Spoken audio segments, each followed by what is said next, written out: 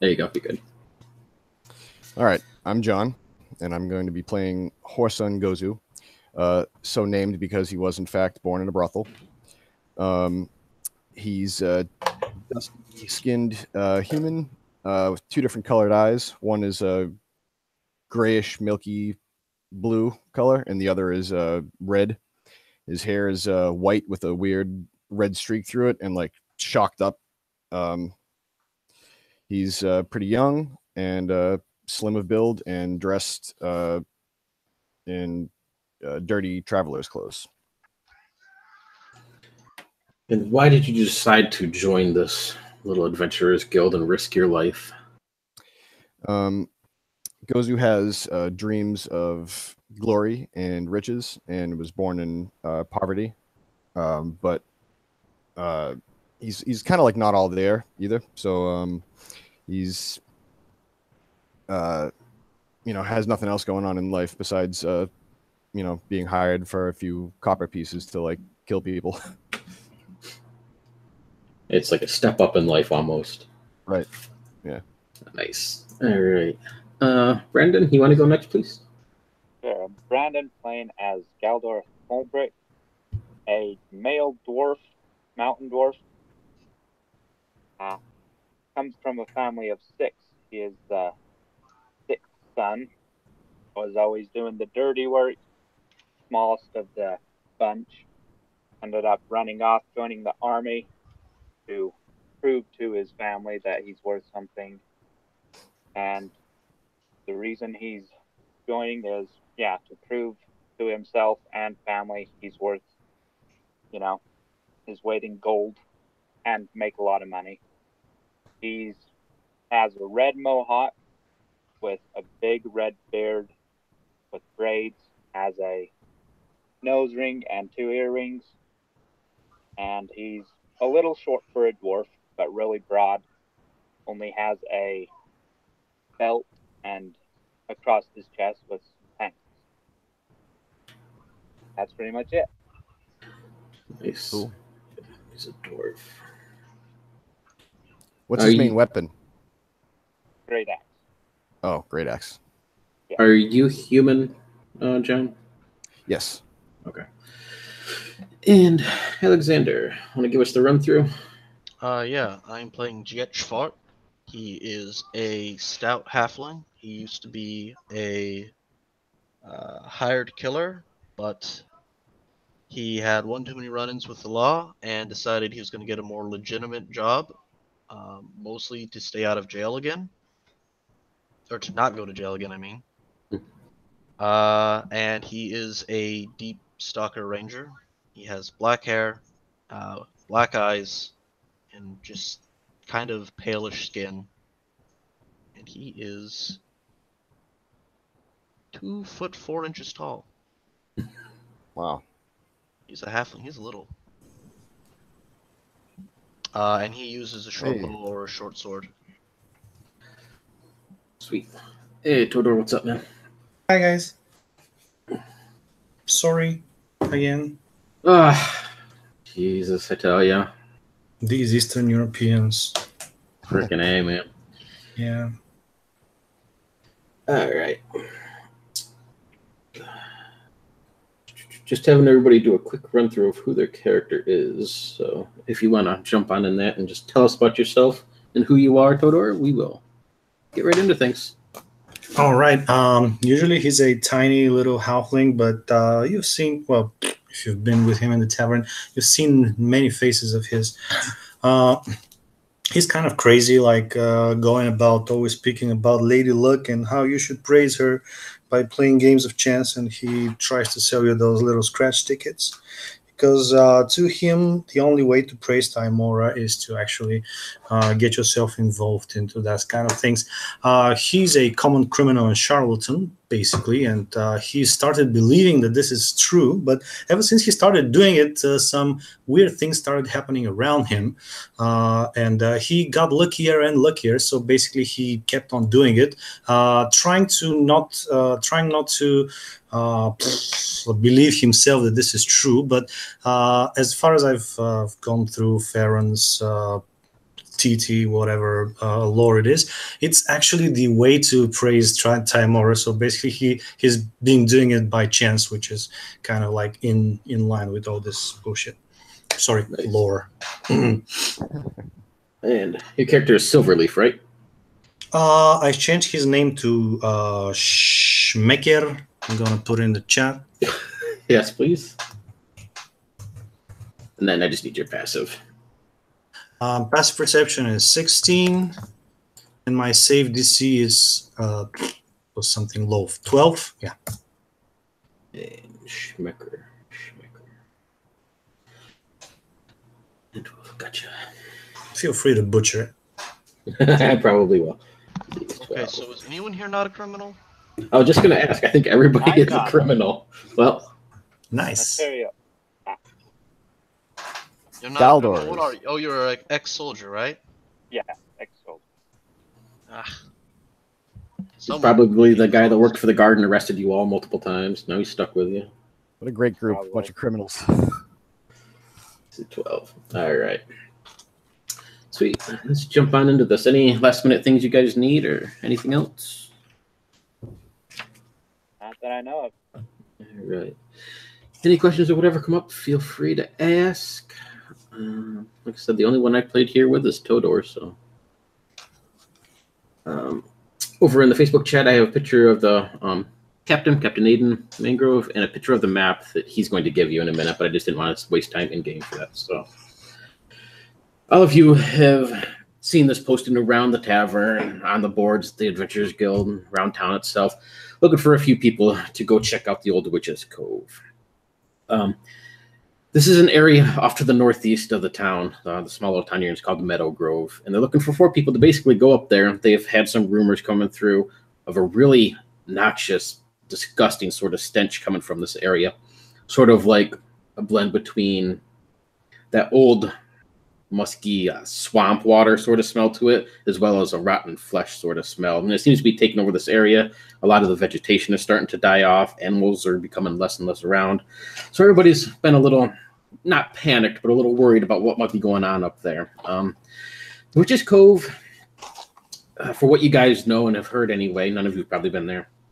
From years and years ago, it was at one time an ancient ruins for what was called the Orgoth. All of you would know that the Orgoth were sort of like elves, but they were much taller and much larger. They stood closer to 8 feet tall, and they were not built like a dwarf or anything, but they were bigger boned and more manly, per se, square jawed, bigger muscles. Even the women were sort of Amazonian looking. They went extinct a good thousand plus years ago, and they haven't been around. Since then, these ruins have been cleared out multiple times, and there's really nothing much left of the Orgoth community and heritage or anything. But about 30 years ago, there was some people that went in here, cleared things out, and they used it as a burial chamber. So this Captain Aiden calls you all into his office. You can see this man standing behind his desk. He looks sort of like the guy you would see who spends way too much time in a bar. His hair is a little bit greasy. His skin's kind of dirty and grimy. He wears this open leather jacket sort of thing that's pretty much unbuttoned all the way down. He sweats a little bit on his brow.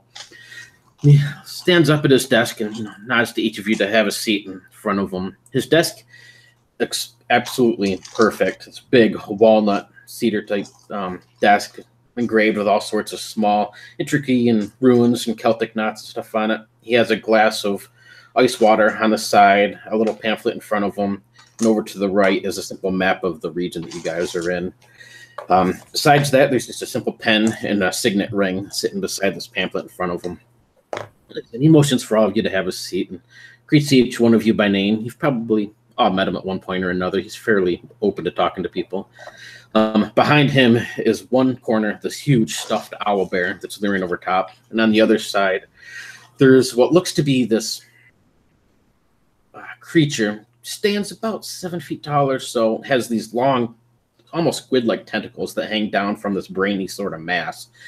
It looks slimy and disgusting when you look at it. You can't tell if it's maybe has some sort of shellac or something on it, but it looks wet and glistening, even though you don't want to touch it. With that, he sits down, crosses his hands, and sits silent for a few moments. So you boys are looking for adventure. Well, I think you've come to the right place. I'm sure. Looks at the three of you that are obviously criminals at one point or another. Says, I'm sure it'll be a bit more adventurous than those cells that you're used to. Said, are you afraid of dying? Getting gutted like a pig? Losing an arm, a leg, or other unmentionable members? Death is just another adventure. If I was worried about that, I would have gone into my profession.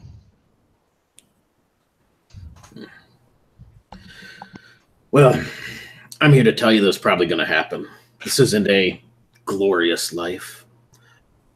Nearly everybody I knew has died at one point or another. A few of them have been able to bring back.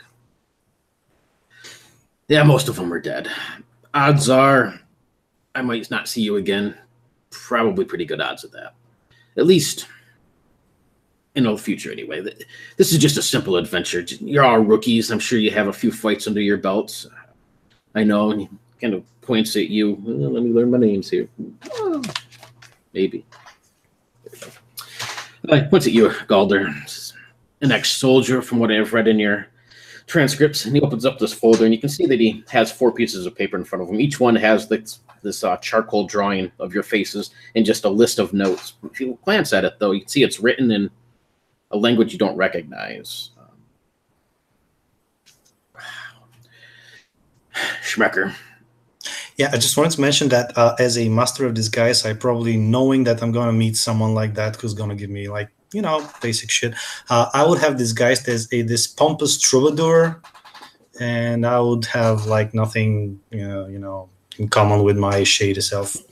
So I'll be just a jolly little halfling there, you know. I'll be playing my lute. I'll be half listening to this guy, just trying to, you know, interrupt him every time with some awful note and stuff.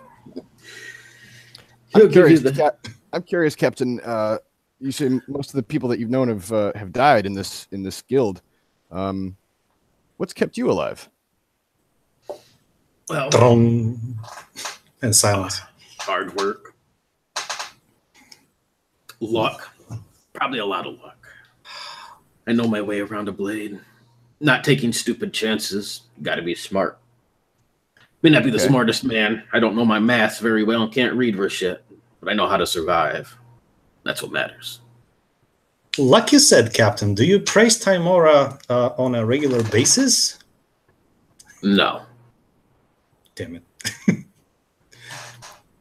But I'll throw a few coffers her way now and then. We're going to have the lot of you go check out the old Witch's Cove. I'm sure you've heard the stories of the Orgoth heritage and the beings that once lived there. Of course, that's all cleared out. Anything you find there is yours. And he sets a small little bag in front of each of you. 10 gold now, 10 gold when you return as part of the payment for this. So it's anything you find is yours. Outside of that, I can at least give you a little bit of information about the old Witch's Cove. And with that, he slides each of you this little drawn map of the ruins themselves, which I sent over in the Facebook chat there. We get one each? Yep, each get your own map. Cool.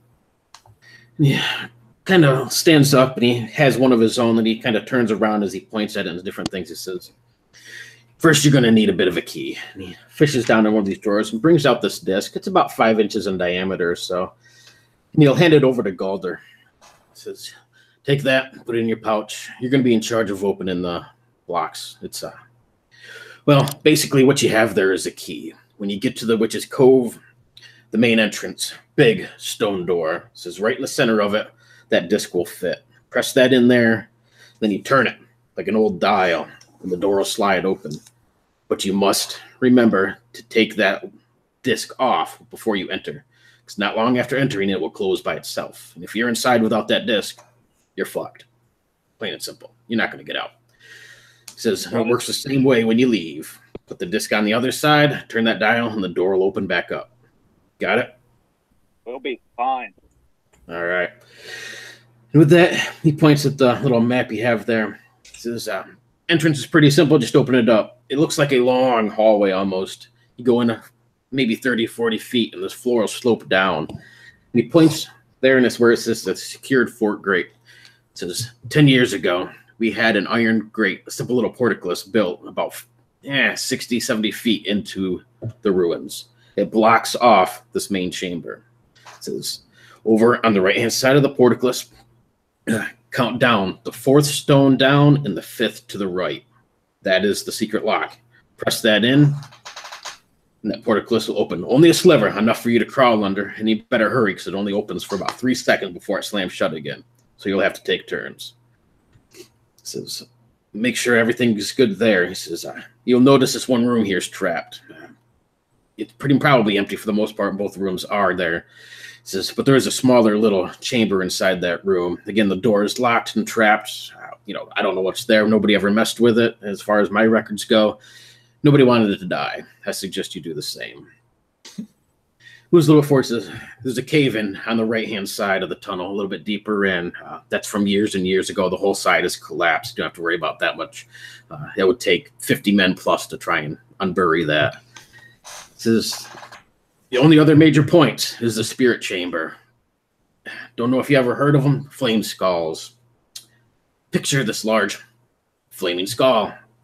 It lives within there. You don't want to mess with it. The doors have been locked. It's been reinforced.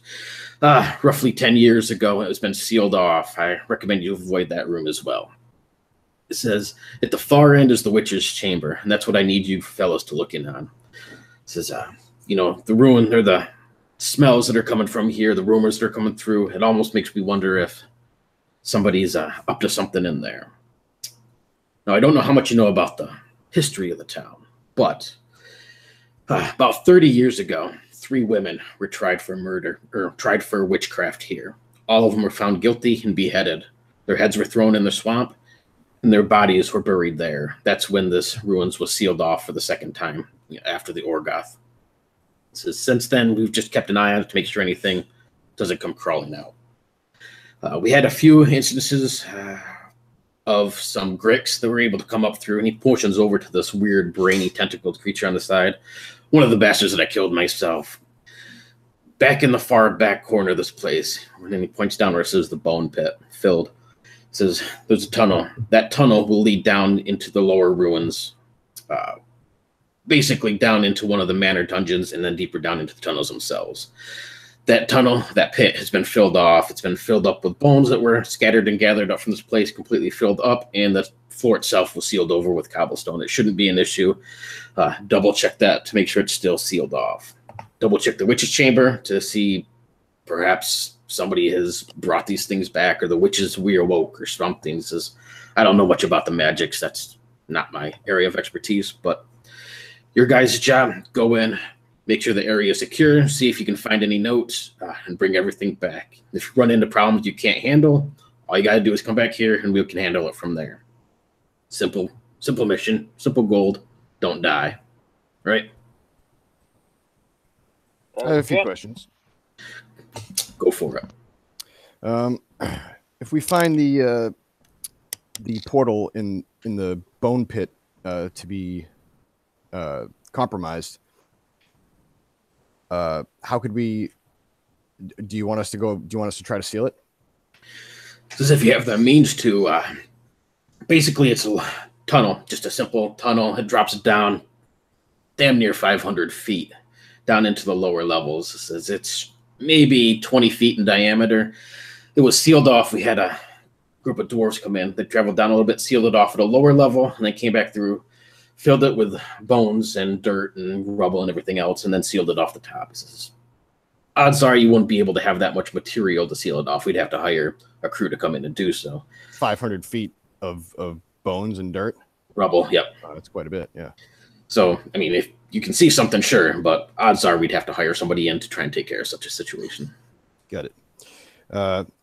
Second question. You said there's reports of a flame skull in the spirit chamber? Yes. Multiple or one? From what we have in our records, only one. But I can't promise that. I've never been there myself. This is just what we have in our records. Coward.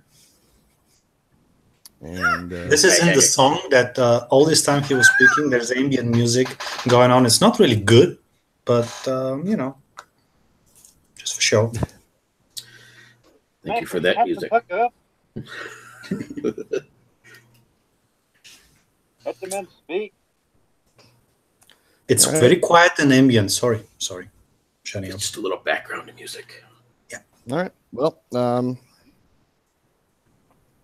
and no one knows the nature of the trap in the room to the right when you first enter. It's just known that the door is trapped. He flips through a couple pieces. Looks like a simple door. They're not sure what's in there. I don't have any collections in my paperwork. Says it's a basic spear trap triggered by the lock in the handle above. There's murder holes above the door. This is, if the previous people would have handled this correctly, you should find notes on the walls, either chalked out or scraped into the walls or something there to give you notification of what's going on. In blood or in chalk? I would assume in chalk, unless maybe they ran out of blood or chalk and used blood, but And they had a flair for the dramatic. And we expect the same of you. Most of you know the rules, but again, if you find any traps, anything you're not sure of, any notes that you need to mark down, please do so in your notes. And he, has like the backside of this paper. You guys are going to have pencil and lead and stuff like that. So bring back anything you got, and be sure to mark things on the walls. If you find a trap or something odd, just mark it on the walls, and that way it's there for future use. I have my chalk. Don't worry, old chap. Time Auto will guide us. We'll get this done in no time. The three of you need to watch him because I think he might die first. But luck be with you, little halflings and dwarfs, and one tall human who feels like a giant among men. I'm actually short for a human, but I do feel like a giant amongst my three small friends. All right, I'm ready. All right. With that, let you guys gather up your 10 coin. Everybody has your maps. Any of your basic materials, the stuff you're going to be assumed to have, your basic traveling gear and some rations and stuff like that. He sets you up with horses to head on out. It's only about maybe 3-4 hour travel, nothing huge. Anything you guys are doing before you head out? Horses? Can the halflings get riding dogs? Oh, riding dogs, yeah. Oh, God. So I start to walk out, stop and turn around and look at that tentacle thing, walk over and gently run my hand along it. How does it feel? Almost like glass.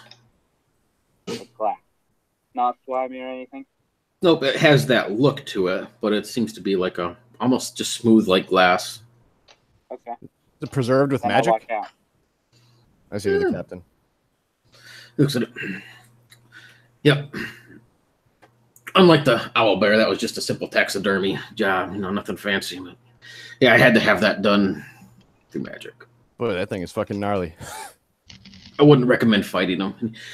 But then he kind of pulls his chest over to his leather coat over the side, and you see what looks to be almost these pock marks all the way down his chest that's been all scarred up. This simple tentacle from that thing nearly ripped my chest apart. But I took it like a man and killed the bastard.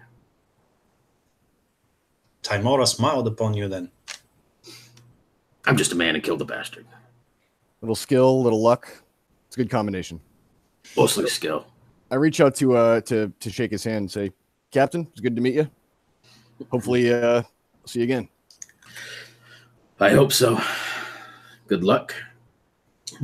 But then he sits back down in his chair, and you can see he picks up that ring, and he just kind of plays around with it in his fingers and spins it on his desk. And kind of let you guys go do your thing. I think I'm ready to head out. Yeah, me too. Just one quick thing, Brandon. I hear you way lower than anyone else. Maybe Morgan, if you use this control thingy. Yep, I can fix that. If anyone else hears him okay, then I'll try to cope. Actually, no, it is. Yeah, he is kind of low to me too. I got you fixed. Don't worry. Just real quick, you guys remember you said it was the fourth square up from the 4 square down, 5th square right. Yep, that's what I put down, but I was merely listening, and I'll see if I remember when we get there. I'm sure Does Jet it wrote it sound a down, little but I better? did not. 4 squared down. Gozu is gonna write that down. Four squares down, and what was it? 5. 5 right. That's what I heard. But I'm definitely not playing the serious one. So So does this sound a little bit better? Yep. oh yeah, now it's a bit louder. I'm playing a character who would be super prepared, but that's not me. I'm not super prepared. Yeah. So I'm sure he wrote it down, but I already forgot it. All right. As long as we have it written down, we're good. Okay. All right. I'll request a mule, of course, because you know. And it gives you the rattiest, mangest mule they can find. Nice. Nice horse for the human and a couple pair of mastiff riding dogs. I'm You riding on a small donkey. And another donkey. Yeah, so like I said, you guys don't really have any issues headed out of town. Gather up everything you need. They hook you up with some good stuff rations and some tasty fruits and stuff to eat on your way. Simple path down the road. It veers off eventually as you get to the outskirts of the swamp and starts to head in towards the swamp a little bit. Within just a short ways into the swamp, you can start smelling this noxious, disgusting smell. It turns your stomach a little bit. I need a basic constitution save from everybody. Only a DC of 10. Are we using a dice roller app or? You can use dice, roller app, whatever you want to use. Just let me know what you get. Is there a poison effect? Is what? Is it a poison effect? Yeah, it would fall under there. Yeah. I'm on. Yeah, I nailed it. Oh yeah. 9. I got a 13. I got a 19. Killed it. My luck is awesome. I rolled my first 20 on a basically probably useless roll. I have high constitution, but I only got a 9. All right. So just Galder. It was dumb. I'm gonna pull out. I have like a bandana, and I also have like a scented. I have like a vial of like perfume, and I'm gonna like put just like a dab onto my bandana and tie it around my face and offer it if anybody wants to not smell that. I have sweet Nice. smelling. Well, Perfumes. fantastic. I definitely have a bandana. I'll have them. Nah, I go natural. You want to get in there? Yeah. All right. Anybody that wants one, I give them just a dab on their bandana. In that case, Galder, I'll consider I'll give you advantage for your roll then. Why don't you give me one more roll? All right, that's better. 13. All right, cool. So yeah, it's nauseating a little bit. Kind of turns your stomach's not the greatest thing, and now that it's blending with this more perfumey sort of feel in the bandana, it's tolerable, but it's not good by any means. It does have that very putrid, swamp, muddy, murky sort of smell to it, as well as dead animal smell by far. As you're starting to close in, you can see this huge mound in the distance between these trees and the mangroves and the sloshy water. In the front of it looks like just this black hole. Looking at your map that he gave you, just a basic area surrounding maps and stuff, it looks to be the place that you're headed. As you come up to it, it looks almost sort of like a burial mound, but just massive in size. Kind of stretches off on either sides. And directly in front of you where this opening entrance is, you can see that the door that he gave you the key for is laying on the ground, split into 5 huge chunks. It's covered in soot, almost like it's been blown apart or something. Dead animals are scattered all over the ground around you. Birds, fish, raccoons, skunks, all sorts of other creatures.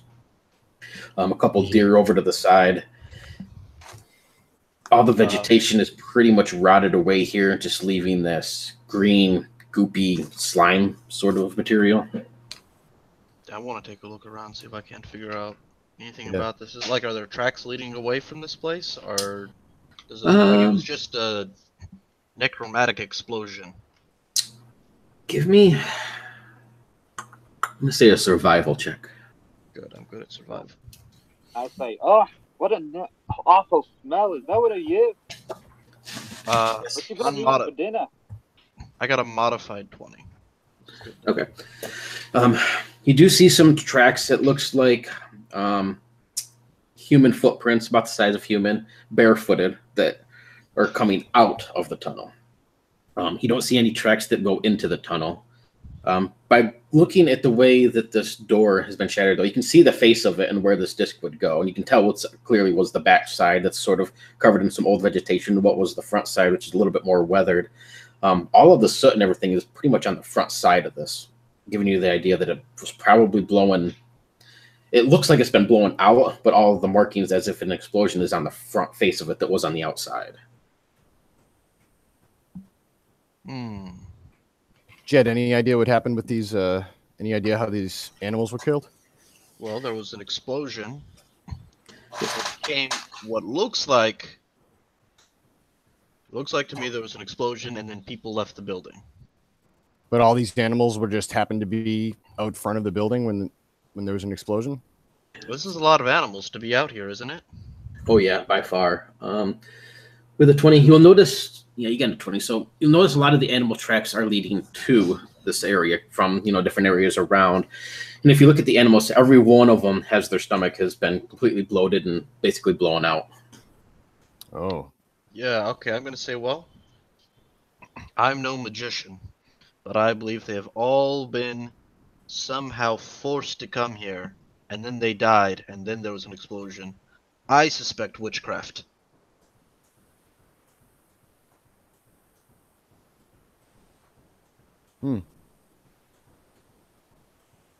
I started humming something about pitchforks and torches. Start looking around for witches. I hate witches. We all do, come in man. handy. We all do. I'm gonna bust out my 10-foot pole, telescoping, and say, "I'm ready. Let's do this." I whip out my great axe, Lucy. For those of you with dark vision, you can see down through here, but I think the only human is Gozu. So yeah, you'll need a torch or something if you want to see. Quick question. Since I arrived late, we have a human, a halfling, and what's the third person? Oh yeah, names. So John is playing Gozu, who's a human. Alexander has Jet. If you guys want to just put your names in the chat or something for him too. Who is halfling? Brandon is Galder, who's a dwarf. Or I'm sorry, yeah, John's the human. Yep. All right, and a dwarf. Cool. Does the dwarf? The dwarf is a barbarian, right? Yeah. Cool. So I would try to assume which one of you is the one who can hide the least. Not possible. Sorry, you have to forgive my lack of English. Who is worse at hiding and being quiet and everything? So I'm going to go over them, and I'm going to tap them by the shoulder, and I'm going to say, "Listen, friend, Tymora will guide you, and you don't have to, feel the suckiness of your clumsiness that much." And I'll touch him by the shoulder, and I'll give you my blessing of Tymora, which will be advantage on stealth checks. And now if this guy's, and then I'm gonna hide behind the human. I'm pretty. I can stay quiet when I need to. However, I'm not able to see in that darkness. Yeah, I walk up to him and offer my hand and say, "Hold my hand." I am trained for hunting things in the dark. I can see further than you guys can.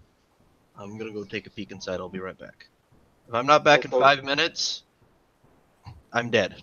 I think we should stay together, don't you? I have a lantern. I can see too. I'm gonna. Yeah, I don't want you to come bring a light in and reveal that we're sneaking inside. So I sneak up after him. All right, you want to try stealth approach first? Okay. I just want to go scout. I'm not going to go. If I see literally anything, I will be right back. Alrighty. This halfling speaks true. The advantage to? Who did you give the stealth advantage to? Well, the human didn't want it, as far as I got. I'll take it then. So then you take it. You're a dwarf. You're big enough for me to hide behind, so I'm with you. Now, Sounds good. sometimes you'll feel me like jumping on your back maybe later, but we'll get to that. Just be careful being downwind. So, as I understand it, the three of us are going to stay just outside the entrance while Jet scouts ahead a little bit. Yeah. Yep. Guess so. Okay. Alrighty. So I am just gonna say ahead of time, I have Underdark Scout, which means can't see me with dark vision, and I have dark vision 90 feet. Okay. But still, I'm going to go over there and tell you, you're gonna ace it, and you're gonna get my guidance. Fantastic. I'm gonna go sneak inside now. It gives you For like 1 minute, though. Just 1 minute. D4 on any check, right? I think it's On the first one. on one check in 1 minute. Then he's on your own. Oh, he's on his own. Cool. Great. So, Jeff, as you kind of step forward, you start to move into this place. You can see that smell of death seems to be more on the outside than it does inside these tunnels. Inside, it just has that old, musty, wet swamp sort of smell, but it doesn't smell nearly as bad or as deathly as the outside does. As you peer in and walk down just a little bit, you can see it's a long hallway that basically just goes off into darkness past your night vision eventually, or dark vision. To your left is a basic opening. There is no doorway. It looks like there was at one time, but it's just been rotted away. And again, there's another one to your right as well. That too has been rotted away. And you can see you move up about 20, 25 feet, and the floor takes not really a sharp turn, but it drops down at a fairly sharp angle, like 30 degrees or so downward. And you can see at the far end, it goes down a little bit and then it flattens back out down to where this portcullis would be, or this iron grate that they put in.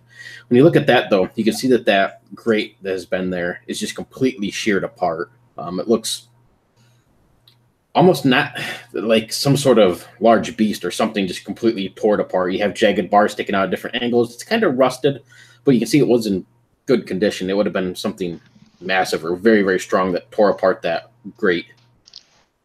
I'm gonna go check the grate to see if I can find like bits of skin or fur. Yeah. The floor is pretty slick. Do you have something? What is it slick with? Slime, algae, bits of water. Yeah, I'm gonna crouch low and like shuffle. All right. You get there and you do slide a little bit. You're able to kind of catch yourself as you hit the end of this. And you take a look at these bars. They are almost perfectly clean cut. You don't see any bits of fur. It's not a jagged cut. They sharpened out in different jagged ways, and they're kind of bent in different ways, but they're clean cut, all of the bars. It's about big enough for a human to fit through, a small human. So it's dusty in here, right? Do I see like footprints in the dust? Or there's slime? Probably. It's mostly just slime. Where you're at, the floor and stuff is sort of the steady trickle, so you don't really see any obvious passing through. Or if you did, it's pretty much washed away by now anyway. All right, let me take another look at the map. I'm gonna go up to the next room. There's a room a little bit further. 5, 10, 15, 20. Up there to the left. How long has it been? He's not going. It's probably maybe a minute or two at most. Yeah, I'm gonna go check in the next room. It's gonna come up on the left. Yep. Oh, I need my map.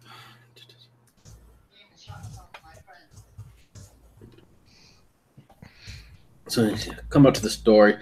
Again, the door that was there is just completely gone and rotted away. You can see bits of timber on the ground. The old iron hinges are still attached to the wall, though. And you peek in, this whole room is just piled full of junk. You can see bits and pieces of what used to be barrels, bits of doors, chairs. Everything's mostly rotted in here, very musty. The floor is covered up with a little bit of water.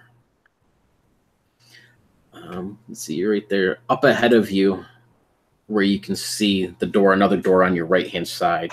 You do hear this constant screeching sort of sound. This seems to constantly, like somebody's digging or poking or trying to do something in there. And it's coming from the room that's a little bit further on the right. Yep, just past the cave-in. Oh, actually, since you're right there too, as you look over, you can see where all this cave-in and everything was. It has been completely cleared away. So there's not a cave-in. No. Okay, and the room to the left is empty? And the caven's there. The caven's not there, basically. There's Right. the path. You can still see where it was at one time, but it's been cleared out enough to go in, and that just kind of goes off into these tunnels that go on different directions.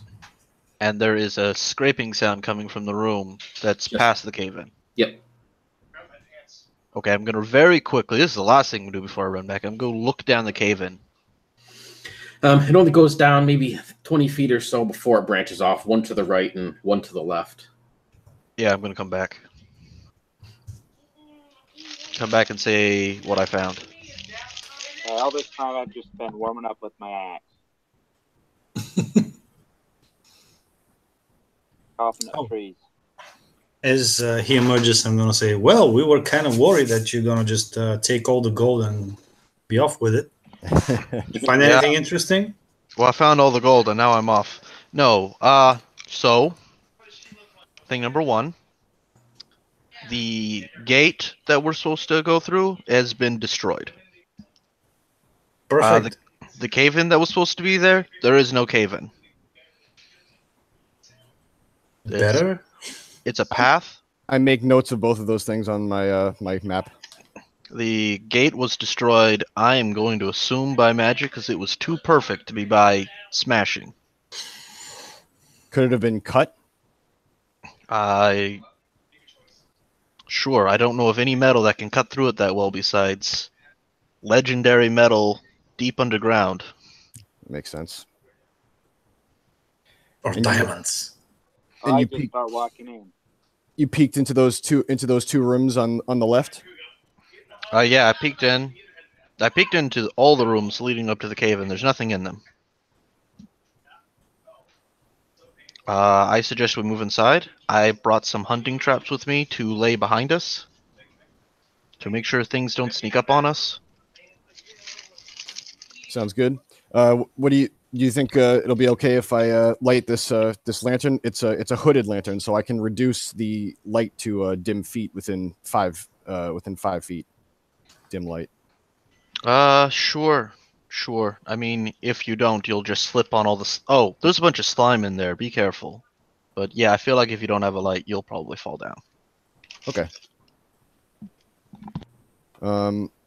So yeah, I'll light my my hooded lantern and keep it. I'll put the hood on it, so there's just a 5 feet of dim light around me, just so I can see my immediate surroundings. I'm going to trust in them, for like distant to sight things that might be coming at us in the distance. Gotcha. So yeah, the tunnel's about 10 feet wide. Each one of those squares is about 5 foot that are kind of there. So about 10 feet wide. And what's basic marching order, or how are you guys going in? Assume Jet's probably in the front. Mm-hmm. I'm behind the dwarf. So I'm second. All right, so I'm probably Jet and then Galder and then Gozu and Schmidt. I can bring up the rear, yeah. Okay. It's my intention to be about 10 feet ahead of the person behind me. All right. In that case, Jet, as you start to go in and lead these guys, when you get to those first 2 rooms, you look to the left, and again, that room's empty. I mean, there's a few bits of rubble here and there, and you do see some old rags in the corner. Nothing out of place really or anything. But to the right, when you passed by this room the first time, it was just your basic. It has a little bit of water on the floor, a little bit on the walls, some little bit of vegetation and stuff. He didn't notice anything. But now, as you start to pass by again, you see what looks to be the small, hunched figure, about the size of a halfling. Has a large robe type thing that covers most of its body, and it's over in the, I guess it'd be the northeast corner of the room. It's back towards you, fiddling with something. And this is in the room to the right or to the left? To the right. Oh, did we want to stealth first? I mean, I assume we're being sneaky-ish. Moving quietly, yeah. This is the trapped room? Yes, yep. Yeah, it is so... Does there appear to be anything on the walls around it? Like you said, like I'm looking for like chalk or scratching? From where you guys, I'm just assuming you're kind of at the corner peeking around in. No. Let's see. No, the walls are mostly covered in vines. You can see some mushrooms and other vegetation and stuff that's been growing in here. A little bit of water that's been gathered up on the floor, kind of stagnant. And then, yeah, in the northeast corner, up in that top right corner is just a small hunched figure who looks, like the size of a halfling or so, but it's hunched over working on something. It seems completely oblivious that you're there. If you do look in, it'd be kind of around the corner, but you can see where there is a doorway that has chalk written on it and everything. Yeah, I want to try and see if I can identify what type of creature this is. Humanoids are my favorite foe, so. All right. I'm sorry, you said there was chalk somewhere. Where was it? It's on the door. It would be down in the bottom right corner. You'd have to kind of peer around the entrance and down to see it. But it would be down in the bottom right-hand corner. There's a doorway that leads down to the bottom 2 blocks of that room. Oh, so in that room, there's a door. Yeah. Okay. Yeah. And that's where okay. I'm gonna point to my lantern and like thumbs up, you guys, or I'm going to whisper into your ear, give me that lantern, dope guy. it's Gozu, and why? I'm going to check for traps. I'm way better than this previous group that passed by. All right, I hand it to you and I show you like the little mechanism where you can like open it up to create. I've seen a lantern before. I'm gonna gesture for you guys to stay. Do I have one? any idea who this guy is? I'm going to go and ask him later, but first I'm gonna check for traps on the road towards him. He feels lucky. I won't need a roll for that. Jet. Yeah, if you look at it, you're pretty sure that it's a goblin or something of that small humanoid nature. Well. Oh, a goblin. Good. They're friendly. Don't worry. I'm going to creep back over and be like, there are goblins here. At least All one. right. Knock an arrow. I'm going to go shoot him. We'll see if anyone, he dies. Does anyone speak Goblin? That could be the trap. That could have been what the others did. My arrows speak Goblin fluently. I'm waiting for you to shoot, and then when you shoot, I charge in with my axe. Can I just check first? What the fuck is going on? I'm gonna stay back. I'm like, okay. It's a lone goblin doesn't pose much of a threat, but I'd rather get information out of him first. But if you, I mean, do really- you speak Goblin? no, that's why I asked. I could hit him with my hilt. After we show him the dwarf, he's gonna speak common very fast. Yeah, there's a chance that it could speak common too. Yeah. I mean, okay, do you want me to walk over, try and sneak up on it and grab him? Maybe knock him out. I think Galder had a good idea. Well, if you don't want me to check for traps first, go ahead, be my guest. I mean, I will personally checking for traps. I'll go look for traps if you want. I mean, I can. Yeah, check for traps. Why don't you guys both do it? Help We'll each both other. check for traps. Come check traps with me. No lantern. You'll see it. I hope you're better than me, and I give you once again guidance. No, I said come check with me. Come check with me. Yes, I will be like 5 feet behind you with this little lantern, checking very slowly because you are this awesome guy who can see in the dark, and I can't. So yeah, I'm gonna give you an advantage, or you're gonna give me an advantage because I don't know how good you are. Checking for traps, is that perception? Then I have a +4. I think it's more investigation, but Yeah, And I have a +0. Generally, it's first perception, then investigation, but whatever the DM says. depends on how it goes about. I'd say, I mean, if you're not stumbling into it, then investigation. But I'm better in both. So. On you search. Give yourself guidance and I'll aid you. All right. So I'm going to tell you what to look for, and you're going to tell me if you see it in the dark. You awesome dark-seeing man. Sorry, half-man. That is a 15 plus 3, 18. nice. Yeah, kind of look around. You can see as you start to move in a little bit. Jet first and Schmecker behind you. staying nice and quiet for the most part. Even if you do make a little bit of sound, as you get a little bit closer to this goblin, you can see that it's humming to itself. It seems to be doing some sort of song to itself almost. But it's kind of back there. You're able to move into this room.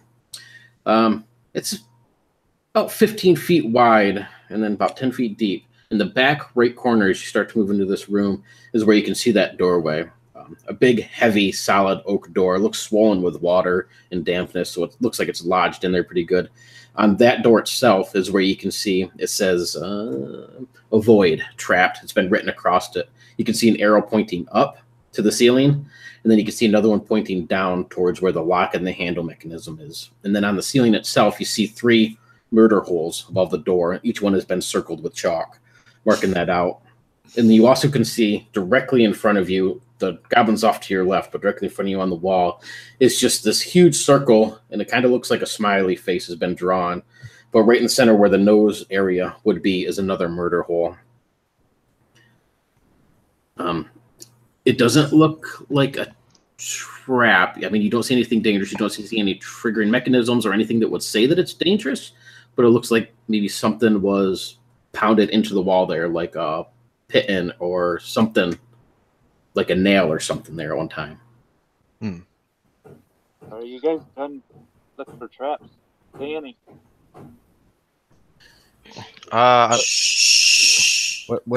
Did you just like call out? I'm right behind you, quietly. Oh. All right. Then, okay, you two prepare to attack the goblin. If it attacks me, I'll try to speak to him. Wait, do you speak? Oh, you're gonna speak common to him? Yes. All right, I knock 2 arrows. Okay, once they determine that there's no traps, I'm gonna stealth my way into the room as well. All right. I'm gonna approach the goblin from the back and just whisper, "Don't be alarmed." I'm actually not gonna fully enter the room though. I'm just gonna be just in the entrance. Schmecker, give me a stealth check.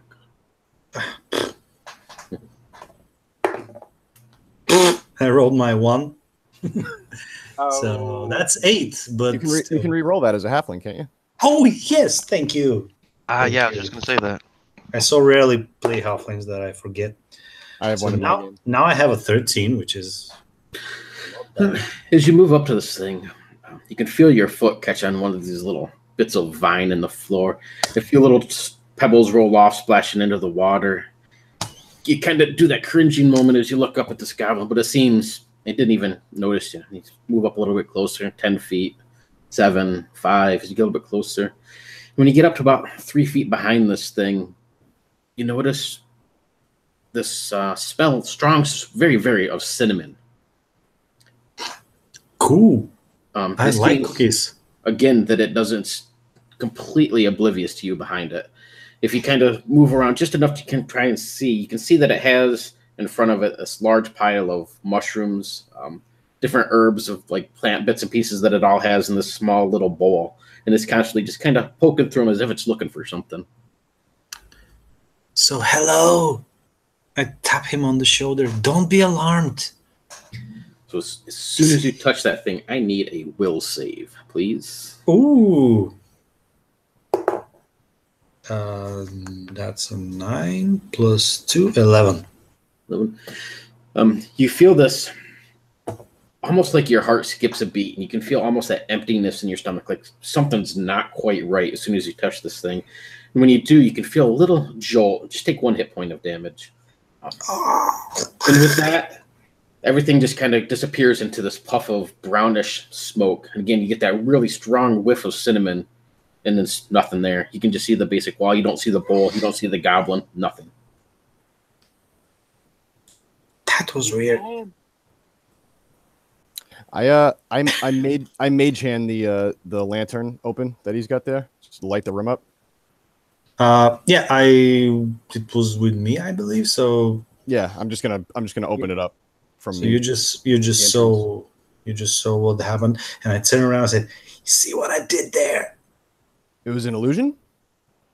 No, 1 touch, 1 kill. I think we are friends now. Yes. I go But walk anyways, now we can see everything, and illuminating the whole. It's the whole room. room lightens right up, and it's nothing really different than you just see now from before. It's pretty much the same thing, but a little bit of water on the floor, vines and stuff on the walls. That one door that's been marked out. You don't see Nothing where the goblin was. nope, no footprints. The little bowl that it was fidgeting with, nothing, just nothing. I'm gonna tell everyone about the cinnamon smell in case no one else smelled it, so that next time they. So all of you kind of step in there. You can still definitely feel a faint smell of cinnamon. More so if you go over by that corner there where Schmecker is now. So I tell everyone that I have the feeling that if we open this door, the whole dungeon is gonna flood. So that's a good thing. I think since it's on the way out, we can use that. We can tie some ropes around it, and on our way out, if our dwarf friend is still alive and with us, he can just pull all the ropes and open the door, and we can just dash, and he can just flood the rest of it. What do you guys think? That's not what we're supposed to come here and do. You're no fun. Yeah, not really. We can do it behind his back. Good idea. I start taking out some of my rope, tied to the door. Is there like a handle or something? Yeah. All right. There's just a basic iron handle that does have a locking mechanism on there, but I mean, there's a basic handle you can grab a hold of or whatever. Cool. Does it seem locked? The door itself, I don't know. Are you like trying to open it? Mm-hmm. What I'm gonna try is I'm gonna take out my thieves' tools and I'm going to start tinkering, but not with the intent of unlocking it, just to see if there's something like clicking there, and just just a quick look over it. You can tell that looks like it's definitely locked, as well as just from years of being down in here and hit the door. The wood itself is swollen, so the door itself is jammed really tight. Yeah, so we're gonna definitely need a raging barbarian to open it, but before that, I would take out a little bit of oil in these things that I don't know what they are called. We just a little bit, and then I'll try to unlock it, not open it, just unlock it, and then tie my rope around the handle. Get you. Oh, give me a sleight of hands. Or thieves' tools. Yeah. 25. 4. Sure. 4. So yeah, you can see that it definitely was locked. A little bit of triggering here. You can finally hear it kind of snap into place. With that, you can hear a soft click from up above where those 3 murder holes is. And just a little bit, you can see the tips of 3 spears in each one drop down. They're not like jutting out or anything. They just drop down just to the tip of where these holes are. Primed it. Cool. Now, if anything we cannot, kill, we can get it here. What about the murder hole in the smiley face? It's nothing there. I mean, if you go over there and you look at it, it looks like it goes in fairly deep. Probably, more so than you can actually see. If you have your lantern there, maybe 3-4 feet deep. But it looks almost like a hole's just basically been drilled into the wall by something. Oh, okay. So there's no pointed arrowhead or anything coming out of the dark. A smooth bored hole all the way back in until it finally just ends. Weird. I'm gonna look in the hole. Want to place your hand in it? No, I'm gonna look through it with my eyeball. No, it's probably about pretty far. 3 inches in diameter. So you can see at the far end of it, it looks almost gold colored at the very end of it. Not like a coin or anything, but as if gold has been pounded back in. I'm gonna try and poke it with a stick. I am going to step back.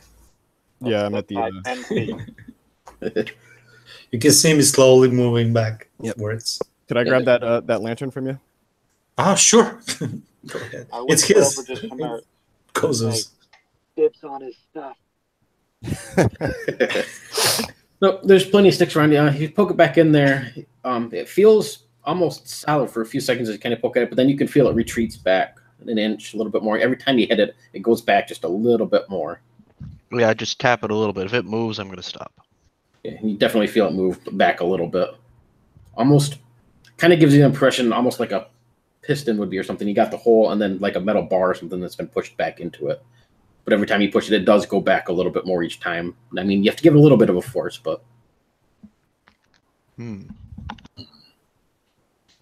you want to get all our 10 feet poles together and we can poke it from the from outside, from like the corridor? I mean, can we do that? Is the angle for that okay? Not really, no. Maybe you could try and tie them all together, but... Okay. Anyone's got Tinker Tools proficiency? No, absolutely not. What do I look like, a gnome? Well, I'm gonna take out a piece of chalk and draw a question mark next to the hole, and then suggest that we leave because we're not here for this. I'd like to, if we're all alive when it's time to leave, I wouldn't mind stopping back here and investigating it then. But I agree that we should take care of what we've come here for first. In the kind of big. Go ahead. Yep. In the room to the left, I just want to set my lantern down in it, and from a good safe distance away, like 10 feet, with my 10-foot pole, just poke at that little pile of rags and like just make sure there isn't anything in there. No, the room for the most part is pretty much empty. Besides, it's mostly just like old rotted wood and stuff like that. But the rags, you kind of fish around, you can see it probably was recently used. You can see a small little pouch fall out of some of these rags. You can see what's underneath is some hay and then a few little animal hides. I run over and pick up the fat. I pull the pouch towards me with the pole. You slide it over and see Galder reaches down and picks it up. It's just a basic belt pouch. Looks about the size for a goblin. Drawstring kind. It's oh geez.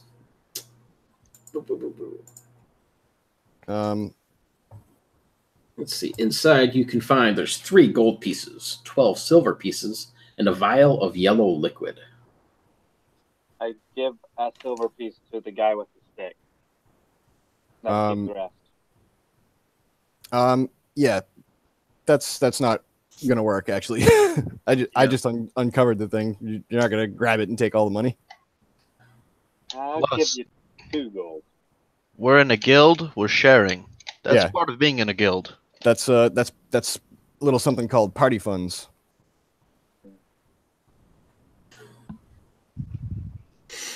You see me preparing my short sword from the other side. It's like, okay, if this turns into a quarrel, we'll have to take him down, all 3 of us. Yeah, no need for a quarrel. It's just we're all right. I give him the bag. I'm always prepared, just in case. It's cool. We're cool. What was it? 3 gold? 3 gold, 12 silver, and a vial of yellow liquid. Anybody dabble in alchemy? I dabble in humanoids. I suspect it might be goblin piss. He dabbles in killing stuff. I dabble in killing lots of stuff. And I thought you were supposed to be our magic user, and I put my hands on my waist or something. Yeah, I tap my nose and point at you and say, "That's true. You're the magic guy." Yeah, but I never studied magic. Books are for nerds. I pop the cap of the vial and smell it. It smells exactly like piss. Can I mumble stupid charisma magic users? I hand it to you and say, "Here, this is a potion of good fortunes." To the guy with probably the most intelligence amongst you all. Good one. All right. I really want to investigate it, but if it smells like piss, I guess it should be easy. Yeah, that's exactly what it smells like. Perfect. But I have very good charisma as well and deception, so I probably can sell it for something to a fool. I want to pick up those rags. I use them to cover up a hunting trap that I'm going to put behind us. When you do so, you can feel that they're actually still warm, almost as if somebody was recently sleeping there. You know, that body heat still seems to be evident. Yeah, it's disgusting. I mean, that's fine. Whatever. I'm still going to use them to cover up a hunting trap that I'm going to put... let me look at the map. And you're gonna tell us, and we're gonna forget about it? I'll tell you as soon as I put it down. I'm gonna put it down at that room that has a trap in it with a trap door. I'm gonna put it down in that hallway. Okay. Yeah, in the little entranceway. I'm gonna put it there. I'm gonna drop the rags on it. Like, I'm gonna set it up, put the rags on it, and then say, "Don't step on the rags, unless you don't want your foot anymore." Don't step on the rags. Don't step on the rags. Good thinking, Jet. I'll make a song out of it so that I can remember it. Step on the rags. Don't step on the rags. Don't step. Now, you said that this before us, the secured port gate is just clean cut off? Yep, you can, right where you guys are at, the floor slopes down for about 20 feet to where this port grate is at. And where you're all at, you can kind of see, and I imagine you all kind of scoot down carefully on this. But you get down there, and yeah, it looks like it's just been completely shredded apart, but all the cuts are perfectly clean. It's pretty sharp and jagged. It's going to be careful to, pull yourself through. About big enough for a small human to fit through. It's a tight squeeze, but you can do it. But yeah, all the edges are still sharp and everything, but just a perfect clean cut, like a sword through butter sort of thing. Yeah, just read it in CC. It's definitely not someone cut it with a sword or nothing. And you haven't been past that, right, Jet? I've gone a little bit further in. I checked out. I went as far as the cave-in, and the cave-in isn't there, so I came back. We definitely should check that out. Yeah, I pull out the map and I point at where the cave-in is, and like, it's not. There's no cave-in. It's just a path. Yeah, those of you with dark vision would be able to kind of see up ahead. You can see where it's kind of from where it started to be cleared out, but it goes back deeper in. So are you gonna lead us, Jet, or? Yeah, I'm just letting you guys know what we're getting into because we're about to get as far as I went. I'm gonna go up. I'm gonna look in that room to the left again to see if it looks any different. Nope, same exact thing. Just piles of rotting wood and chairs, tables. It looks like it was probably at one time, way back when, sort of like a common room or a living room sort of thing, or kitchen maybe. Just old bits of lumber and crap like that in there. Nothing. Yeah, but last time I thought there was nothing in there. There was an illusion goblin, so I don't want to just make sure there's not an illusion goblin again. Yeah, let's check it out. We'll uncover some of the lift up the little piles of rotted wood and just give it a quick search. Okay, sure. If you guys want to look around. Yeah. I will let them look around, and I'll keep a lookout to make sure nothing sneaks up on us. If anybody wants to give me a perception check that wants to go in there. I want to go in there, but I don't have any dark vision. I set my lantern down there and open it up. How far does that light the way? You put it down in front of the room, basically. Cool. No, like so this lights up in the whole room, right? Yeah, it'll light up the whole room. It's a 30-foot radius of bright light, All right, and an additional 30-foot radius of dim light. Wow. So yeah, I got- Perception. I got 10. Me too. I'll make a roll. Not really what I'm good at. 7.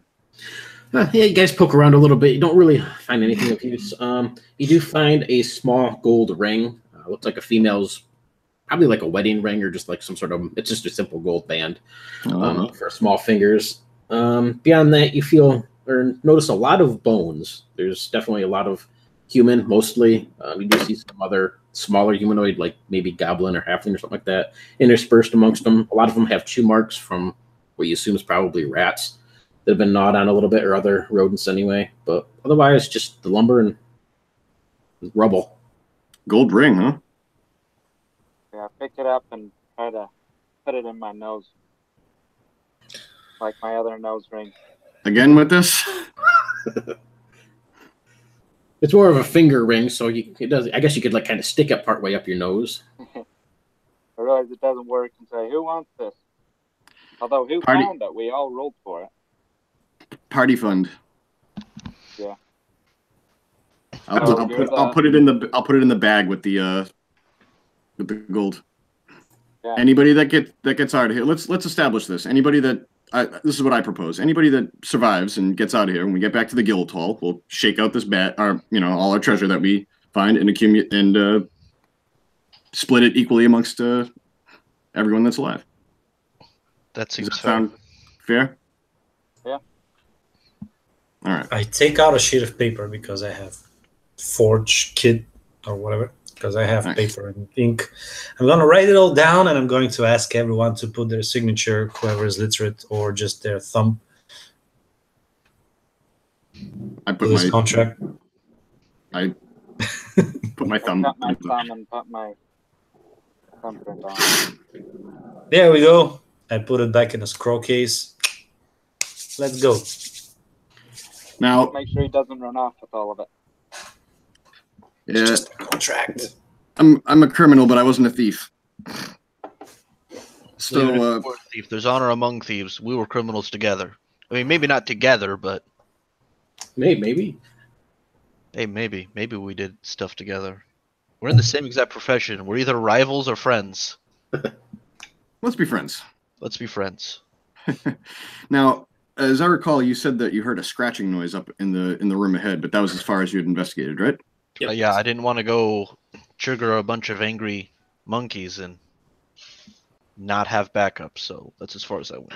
I'll close the lamp back up to 5 feet dim light and suggest that maybe you scout ahead under Timora's blessings and see what the scratching is. Sure. I mean, Tamora is it's- always with us. we'd have to pass the caved-in, where there's not a cave-in.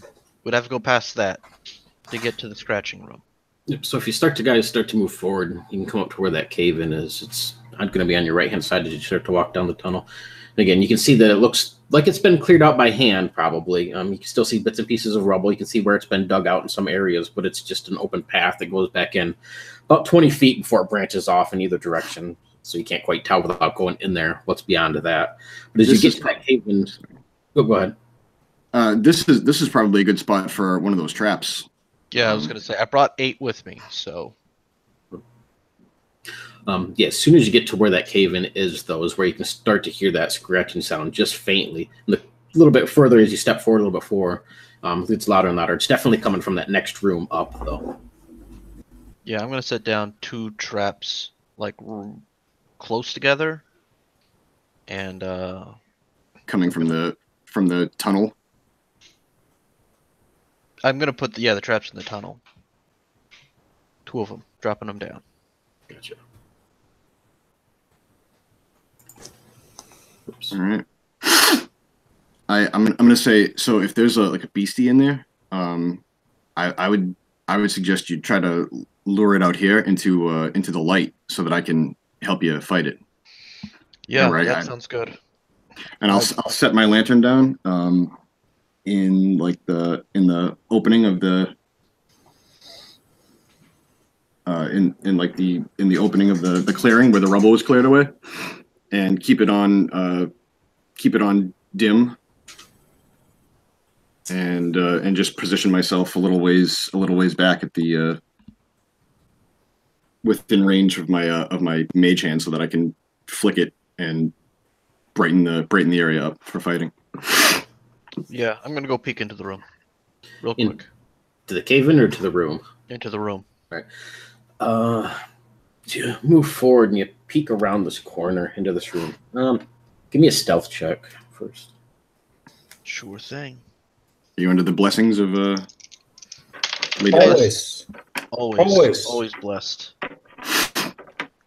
Timora's with us. Tomorrow's not super with me though, because I rolled a 1 on that d4. A little bit with me. That is a total of 17. Never speak against Timora though, because next time Next time she'll it be cannot super be lower. with me. Okay. No one invite the attention of her sister. As you come up to that, you can notice that the door on this room, or where there used to be a door anyway, it looks like it was newer. than the other ones. The hinges that are on the wall aren't quite as badly rusted, but there's still no door there. It's just rubble, or bits and pieces of wood on the floor, like it's been shattered. If you look a little bit closer, you notice that it does look like a newer door, and the pieces are still left there, but they are too covered in like this black soot sort of stuff, kind of like the door outside was at. But there's only a few pieces, not enough to make a whole door. So where the rest of it wet, maybe burned or something, kind of get that inclination.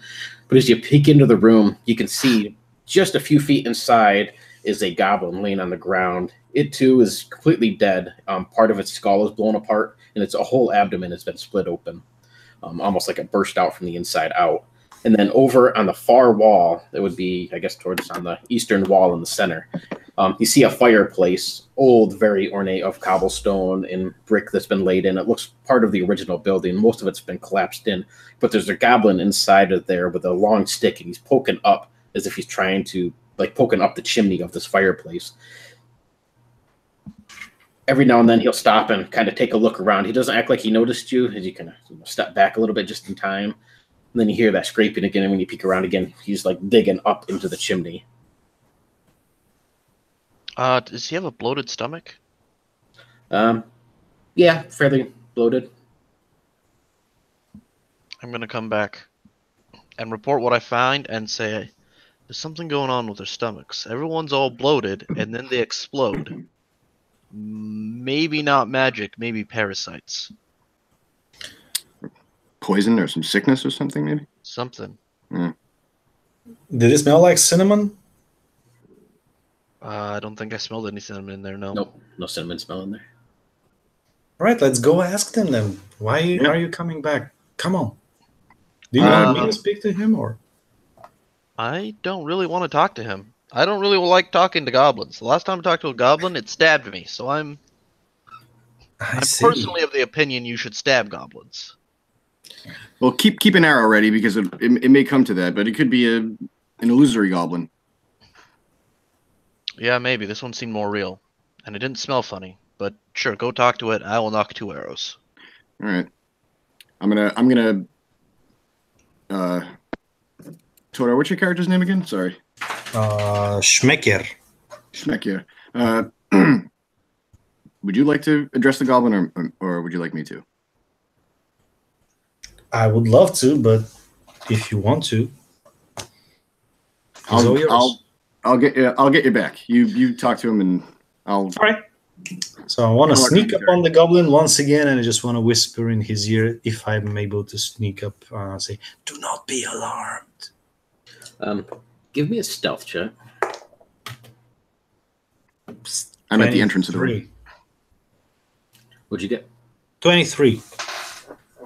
Damn, we're rolling well. Yeah, as long as you move kind of quickly, because you do notice he stops every few moments and takes a look around the room. So as you kind of go in, you wait for him to start poking again, and he enters the room past this dead goblin on the side. By the time you get up to him, he stops just in time to kind of turn around to see you as you whisper to him. He puts his back as much as he can up against the back place of this firewall and puts his spear in front of him. The sharp of it, or the end of it, is kind of like a sharpened stone. He says, get back. Relax. I'm not here to harm you. Are you with the witch? No. Are you? No. Great, then. We can maybe be friends. Yeah, let's talk. Looks over when he speaks. Do not be alarmed. I'm not alone. Is that with is he with the witch? No, we don't like witches. Where is the witch? That's what you're gonna tell us, little friend. My name is, let's make up a name, Murdoch. And I came here to investigate a witch. What do you know about the witches? We know that they're bad and they eat goblins. He'll slowly kind of put his spear down. He keeps it up in front of him, kind of in between the two of you, but he does lower it a little bit. Bork. Good to meet you, Bork. I'm Gozu. I don't like that name. Well, then you can call me Whoreson. My mother was a whore. Beautiful. So tell me, Who are Bork. you? Why are you here? You're not with the witch.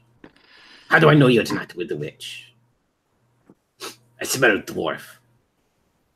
Are you with a dwarf? They reek like shit. Sure you Perhaps. don't smell perfume? I waft my perfume towards him. Bork, now tell me, you have a lot of dead friends around here, or did you come alone? Bork and Snot. We come alone. You came from the So tunnels, you- right? No tunnels. We came from the opening. And why is your friend dead then? Who killed him? The witch. She came through with her cats and she blasted his skull and then his stomach. I tried to eat up most of what I could, but I'm already full. What were you doing in the fireplace? Trying to get out of here. I don't go from this room. The witch is out there somewhere. I saw her. She walked by and she came back with the 3 saggy-titted gray ladies. So there's 3 witches? Or Bork a witch, escape. witch and 3 ladies? 3 ladies.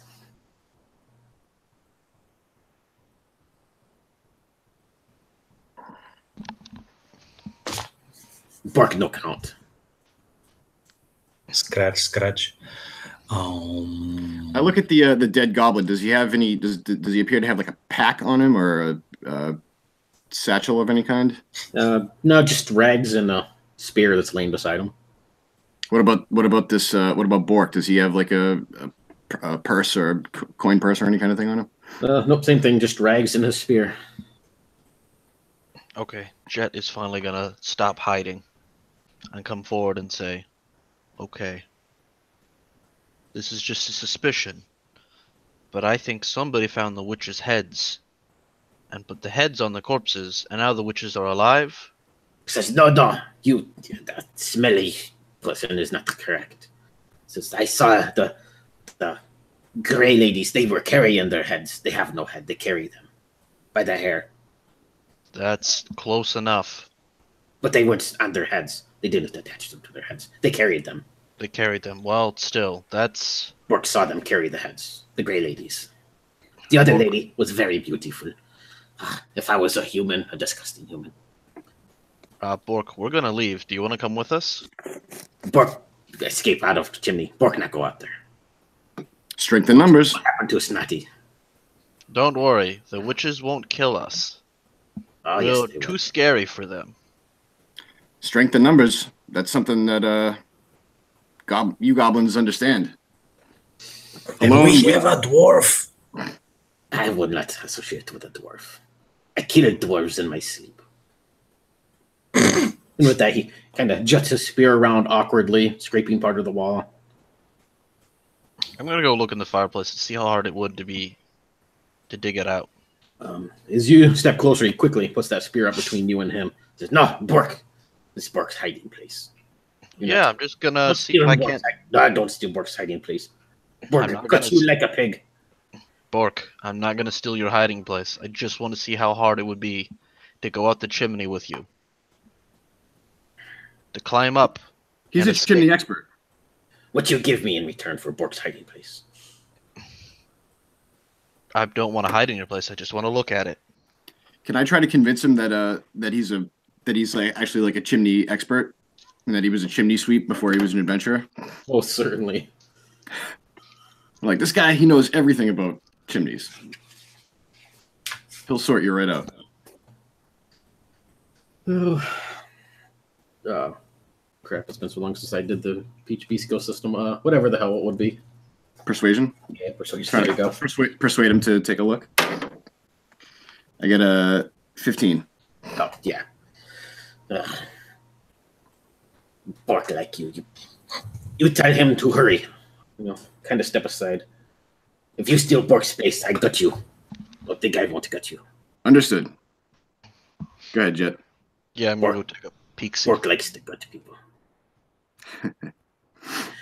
Yeah, you look up in that chimney. It goes up maybe 7 or 8 feet before it's just packed full of dirt. You can see where he's been scraping at it and kind of hollowed it out a little bit, but he hasn't got far at all. So do I know about how far underground we are? Like 20, Yeah, 30 since you're, feet?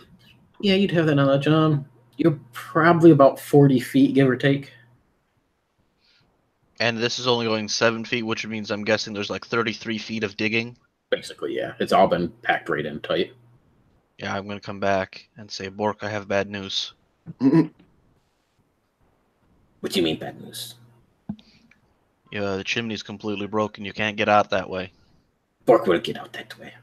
Bork, no, he knows. Bork very smart. Okay, Bork. I'll make one last attempt and to say, well, the chimney expert said that that chimney is completely blocked and that you can't get out. And alone, you're nothing but witch food. And with us, you might live. So we're gonna leave now. But if you want to come with us, you can. Oh, what about Chief Grunt? Will you have Chief Grunt? Who is that? Where is he? Chief Grunt, over in the tunnels. He points back to where like the cave-in area was. He's back there. He's hiding too. But we not deal with the witch because she killed Snotty. He sent the chief sent you out here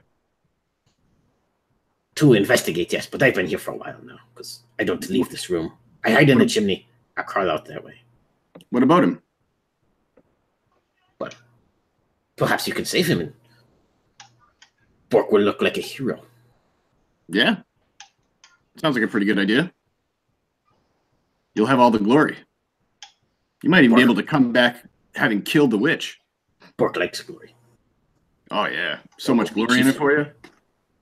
But listen, only if you're the bravest goblin ever. You have to be brave if you want to be with us. We're all brave, and we only travel with people that are brave.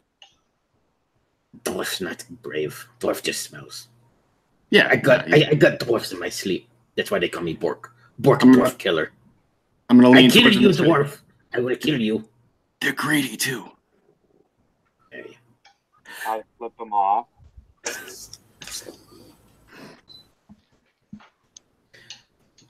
I'm gonna head back towards the tunnel. Well, I'm gonna. How far? Yeah, is me it? too. I'm gonna head back towards the tunnel and like trigger my traps so that they close back up and put them away. Can I make a persuasion roll to persuade him to come with us? Or is it like He impossible? would slowly start kind of meandering out. You can see he's talking to himself. Bork be Chief Bork.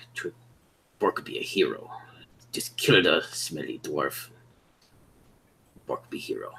Slowly kind of trails behind you every now and then, giving the stink eye towards poor Galder. All right, I'm gonna try and, like I said, 10 feet or so ahead, go look down the cave-in. Go back in there, and as you start to get a little bit deeper, you can see that it's a bit of shining like this pale bluish glow. When you get to the end, you can see that it branches off sort of at an angle to your left and to your right. Not necessarily two different tunnels, but it looks like the area in front of you has been where all of this rubble and everything has been piled up. So it's kind of like a big pile in front of you that you'd have to go around to see beyond. But if you go around it just a little bit, it opens up into a large cavern, about 30 feet or so in diameter, kind of rough cut, natural cavern. On the far side, directly in front of you, way in the back, is this large pool of water. You can hear it dripping every now and then. And if you go in just a little bit, you can see that the floor gets more and more sandy, almost like a underground pond, sandy-sided beach. It's another 25, 30 feet in front of you before you get to the edge of the pool, but you can see it in the distance. There is a little boat that has been pulled up onto the side of the shore, and every now and then you can see something moving around in the boat. I say to Bork, this is where the chief is? Yes, Chief Fart back there somewhere. How many in your tribe? Just, well, counting Snotty would be 7, 5, 8. Very many. More than us? Many. Oh, many more. Can I make an insight check to see if he's lying? You can try, yeah. I got a 17. It just looks like he has absolutely no clue how to count and what he's talking about. But like, as far as like more than us, when he's like, oh yeah? Oh, yeah, you get the sense that's probably not really more than you. Maybe if so, not by much. He's not too confident in that, or a little too eager anyway. Okay. I'll quietly convey that to whoever is standing near me, Schmekier. Be like, his tribe is pretty small. I'm gonna come back to where Bork is and say, I found your chief. Do you want to go talk to him? Nah, Bork, not talk to Chief.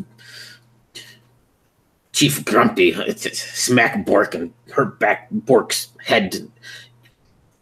Bork help you kill Chief, though. Help kill the chief? Why would we kill the chief? Because Bork become chief. Oh. Bork, dwarf killer. Be chief. How long did it take you guys to clear all the rubble? Goblins no clear rubble. Like that when we got here. Oh. Yeah, they're not really known for manual work, so. Well, okay. What do you guys think? We investigate this area, or do we press on further into? I'm gonna say there was a boat. If there was a boat, and there's water, maybe we can get out of here this way, and go back and report what we found. Very fresh watered. Bork drink water. Tastes good. I bet it tastes good. I look at his stomach and then look back at you guys. I'm gonna shake my head. That's what I want to do. I don't want to go out that way. If the witches are that dangerous, we're not supposed to fight witches. We're supposed to say whether or not there are witches.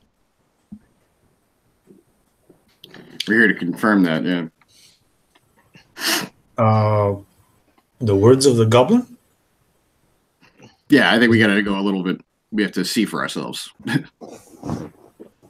I mean, he described exactly what it's going to be. I don't think he's smart enough to lie to us that well. I'm fine with that. Three gray, saggy-titted ladies and a beautiful lady. And the saggy-titted ladies are carrying their own heads. And the cat. Don't forget the cat. And apparently Long. there's a cat. Big black cat. 6 legs. Ugly thing. It drooled. Greenish slime. It bit poor Snotty's head. 6 legs? 6 legs. Bork count very well. I say we investigate Chief further. Grumpy teach Bork how to count. I'm gonna go say we figure out what's on the boat. If it's Chief, what's his name? We'll see if Chief what's his name wants to fight or if he wants to give us the boat. Chief Horkin is his name. Chief Horkin. Yeah, sure.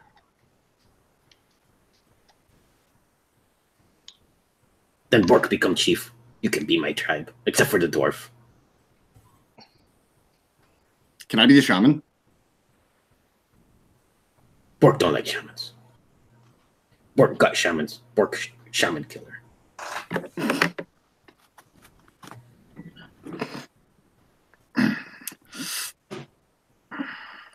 Coco, Right, you kill Chief Tiger. Okay, your chief has changed his name every time you said his name. Bork not know what you talk about. It always be Chief Vulture. Do you say the chief has a tiger? The chief has no tiger. Oh.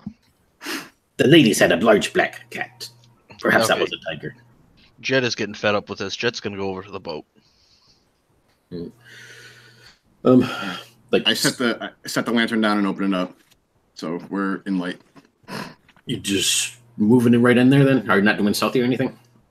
I'm gonna do the opposite of stealth. I'm gonna say, hey, you on the boat. You walk in there as you set your lamp down and sign up this room. It's, like I said, about 30 feet in diameter, but it stretches back a little bit further.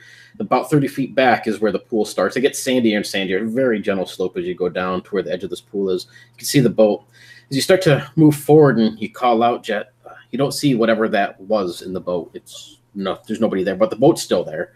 You can see there's a long oar that's set over the side of it. You can see some rags and stuff piled inside the boat, but the figure you saw moving, there seems to be nowhere in sight. Strong solid smell of cinnamon in here as well.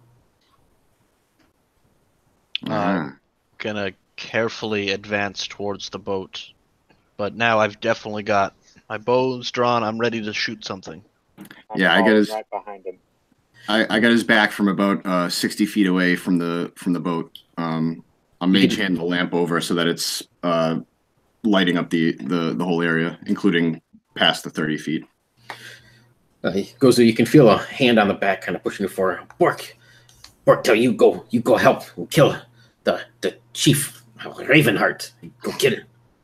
You help your friend. Go kill him. So Bork, I am chief. You go. I fight. Stand up.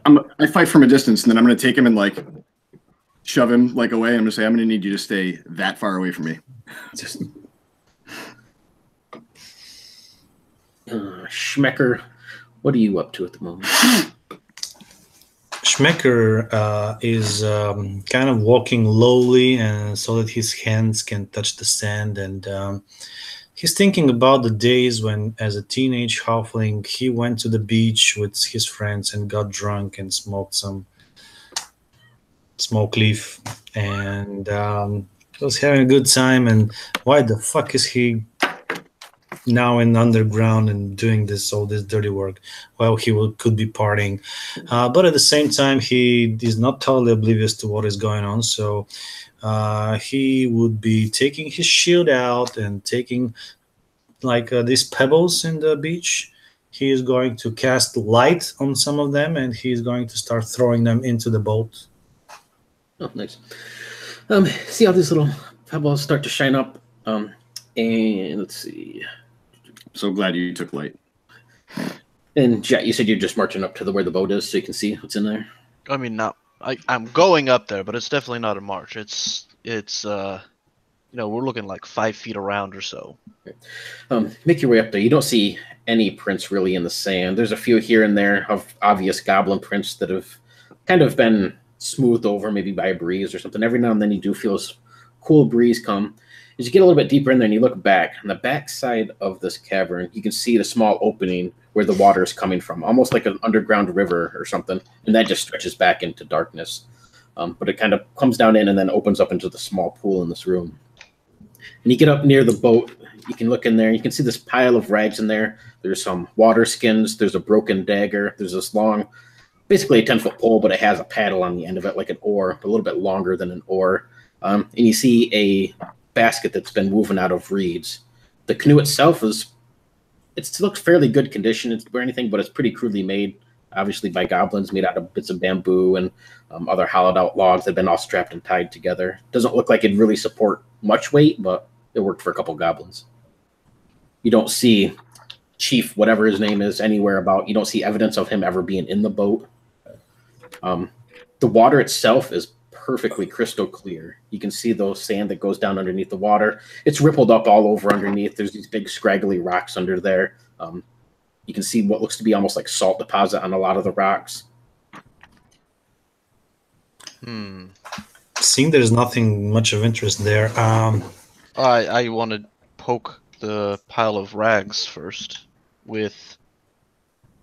What is the while you're doing that, I'm going back to the goblin. I take off my glove on my left hand, and I'm just going to smack him across the face. And I'm going to say, liar! You see, Bork kind of rubs his... Bork, no lie. The chief here be somewhere. If the Bork becomes chief, you become my next assistant. You could be my... I'm going to smack him again. Why are you lying to us? Are you leading us into a trap? You little piece of gobble? Is that gob? Yeah. Like things that come from the nose, right? He says he kind of cowers down a little bit. He says, no, Bork, no lie. Bork, no lie. I'm going to stab the rags with my short sword. Looks to be just mostly rags, animal rags. You can see as you kind of poke it does hit something. If you kind of move it a little bit, you can see what looks to be dried up rat husks, like jerky, basically rat jerky, wrapped up in some foil. The water skins are there. And there's a broken dagger. The blade itself has been broken off. What's in the basket? I call out to you. If you look in there, there's 3 gold pieces in there. And you can see what looks to be a spoon, like a silver spoon, that is also attached to the end of this little paddle. I'm gonna pick up the spoon And I'm basically I'm gonna pull that stuff. Like I'm not like sneakily putting it in my pocket, but I'm not leaving it in the bag. You know, I'm not like, oh, I'm stealing this. I'm just taking it. Yeah. Give me a perception check real quick. I will perceive the hell out of something. Damn. Unnatural 20. 20. Not quite. What is your AC? 16. Right. As you step over and you moving some of these rags and stuff, you can see the boat rocks a little bit, and the ripples kind of ripple across the water. And just from the corner of your eye, you see a little bit of movement underneath. And as you glance over, you can see there's 7 gold coins that are laying in the bottom of this pool. And you can see the spoon itself, where this paddle is, has a bit of dried sand to it. You kind of get the idea that they're trying to scoop these gold coins out of this pool. It's about 10 feet deep where you're at, the coins are, and they're trying to scoop them out, and they've been putting them into this basket. But as you look over at those coins, it's just this flurry of movement all of a sudden. All of you that are standing back see 6 tentacles just reach out of the water, right where you are at, Jet. It's looks like some sort of underwater, almost like a bat. But you see these huge tentacles come up, webbing in between of them, and start to wrap around you. I got a 19, so it's going to hit. Everybody can go ahead and roll initiative, but let me see what I got for. It's going to take 8 points of damage that you're going to take. And you are grappled at the moment. It's going to be an escape DC of 15 if you try to. You guys see these tentacles come up and wrap around Jet real quick, and it starts to pull him back in towards the water. And yeah, I'm definitely going to try and get out of that. And let me see what I got here. Can I use my short sword while I'm grappled? You can make attacks while you're grappled. Yeah, you just can't move. Just can't move. All right, I'll just go across the bottom here. Let's see. Gozu, what did you get for your initiative? I have a 14. 11 plus 3. Jet, what do you got? Oh, Jesus. 22. 22? I don't think any of us have rolled low except for those search checks earlier.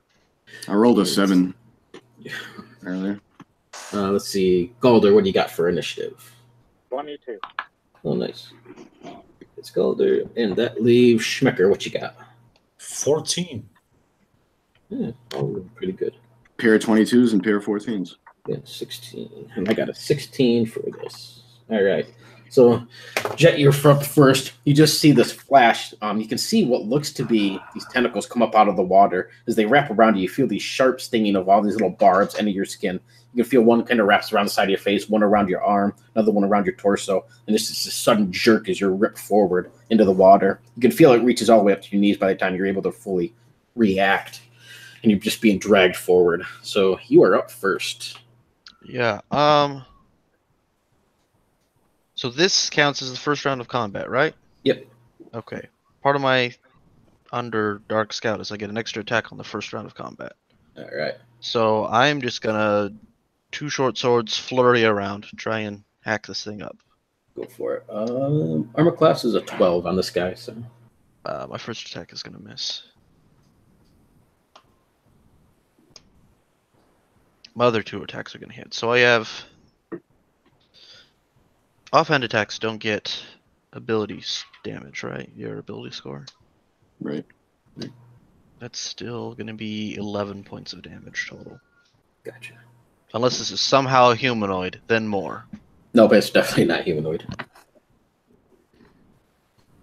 So you're not going to try to escape then? I mean, I can hold my breath for a couple of minutes, I think. Yeah. What is it? 1 minute plus your con modifier? Yeah, so I'm just getting ready to do that. I mean, I feel like I'm not going to escape this thing.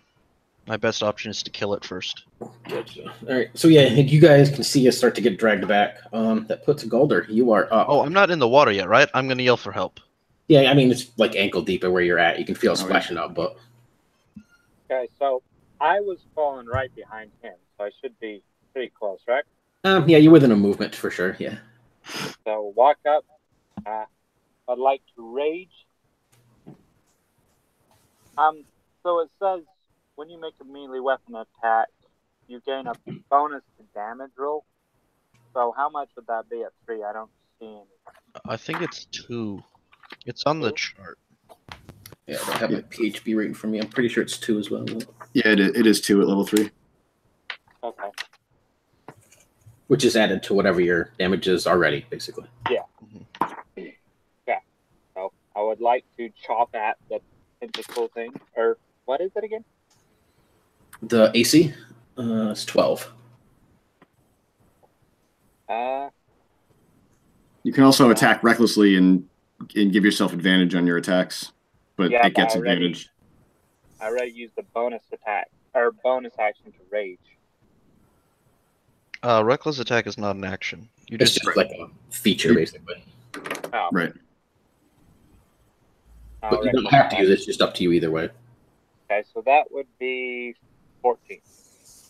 Yep, so that'll be a hit. Go ahead and do your damage.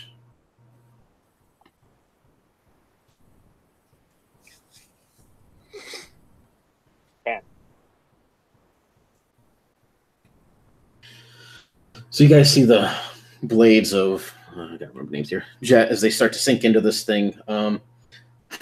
Schmecker and Gozu, you guys are back a little bit since you stayed back. It looks like almost like a fish crossed with a bat, but where the wings would come out instead, you just see these huge tentacles that has the webbing between them.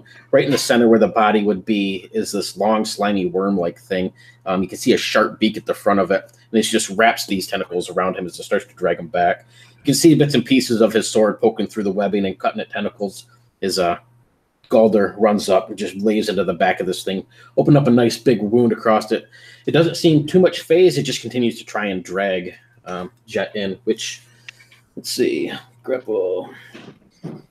So I have advantage on attacks against you while you're grappled, so I got a 19, so it's definitely a hit.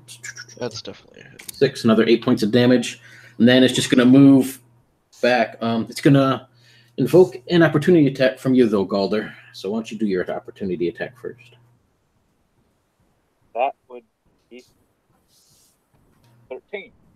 Yep, that's a hit. Go ahead and do damage.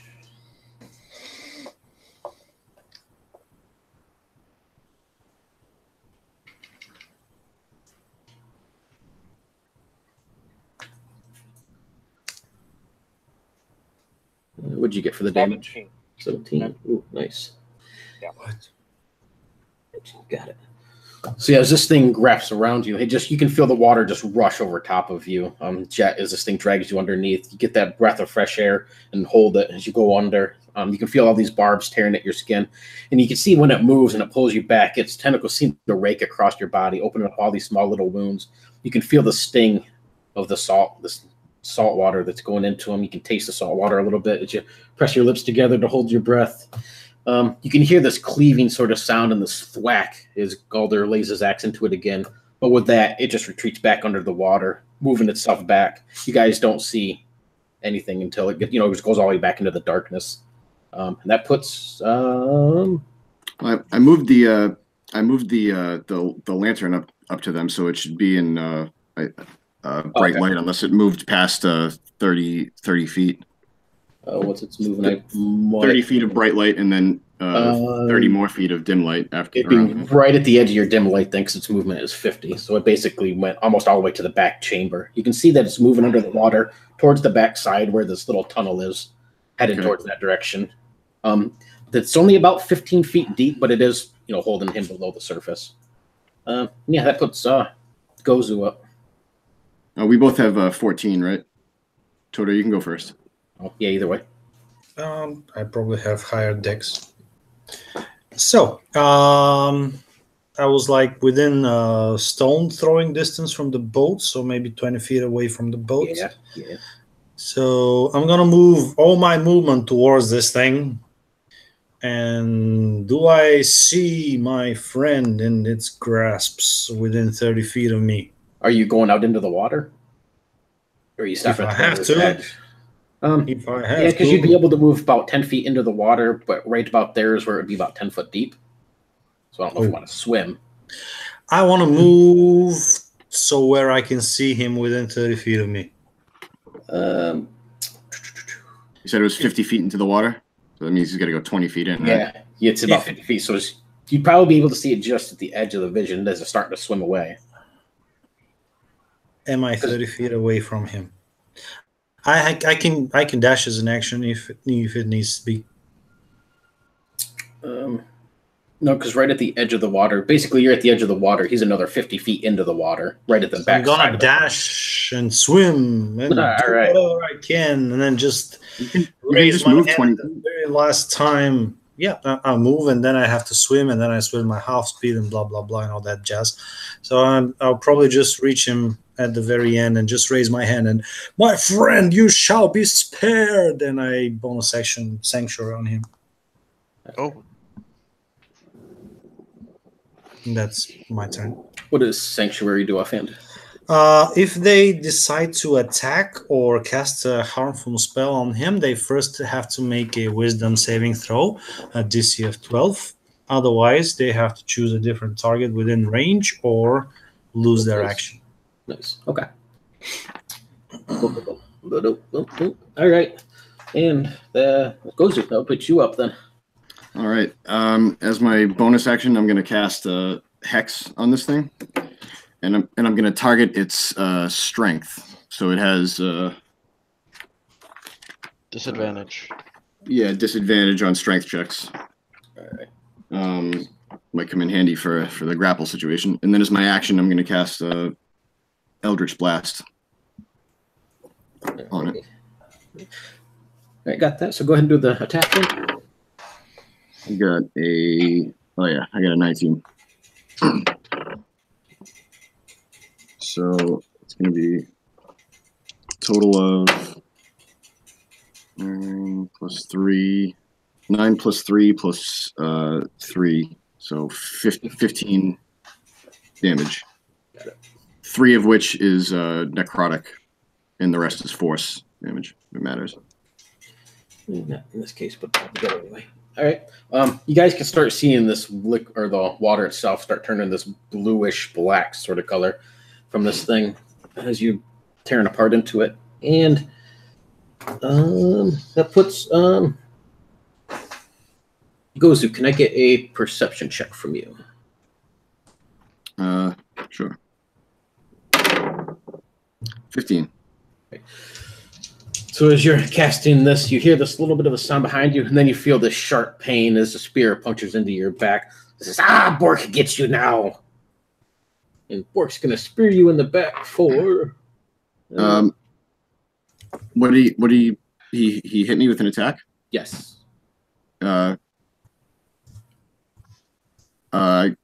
So he hit my 15 AC, right? Yeah, I got a 17. All right, I'm going to cast a shield. Gotcha. As a reaction. Maybe Bork not tap you now. And then I got pain just as he gets ready to stab you. And go ahead. I got to make a roll for that's a sorcerer spell, so I got to make a roll for wild stuff. Oh, I rolled a 2. It wants to happen. It wants to happen.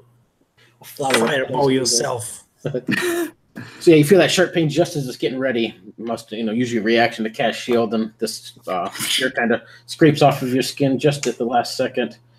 You can see Bork standing there with his spear, and that puts Jet. You are up.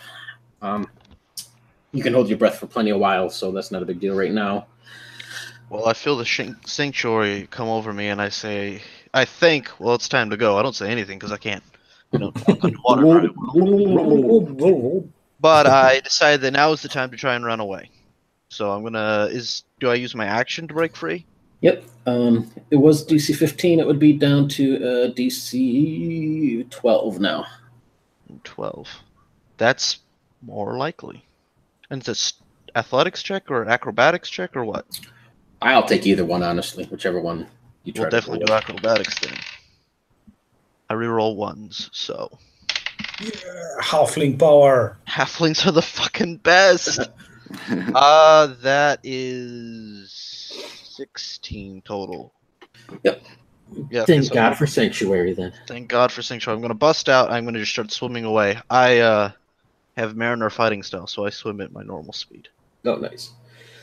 Yeah, you can feel these barbs as they kind of rip out of your skin as you kind of swiggle and snake and try to pull yourself free. Using both the slime of this creature, this thing is covered in this black, inky sort of blood that's all over it and just coming out of it. Come up, get that fresh breath air, and start swimming across the water. All of you see him as he emerges up out of. In the distance, Galder, you would be up, but in the distance, you can see this thing doesn't seem to be following him as it's kind of pulling away, being that you guys have beat the shit out of it already.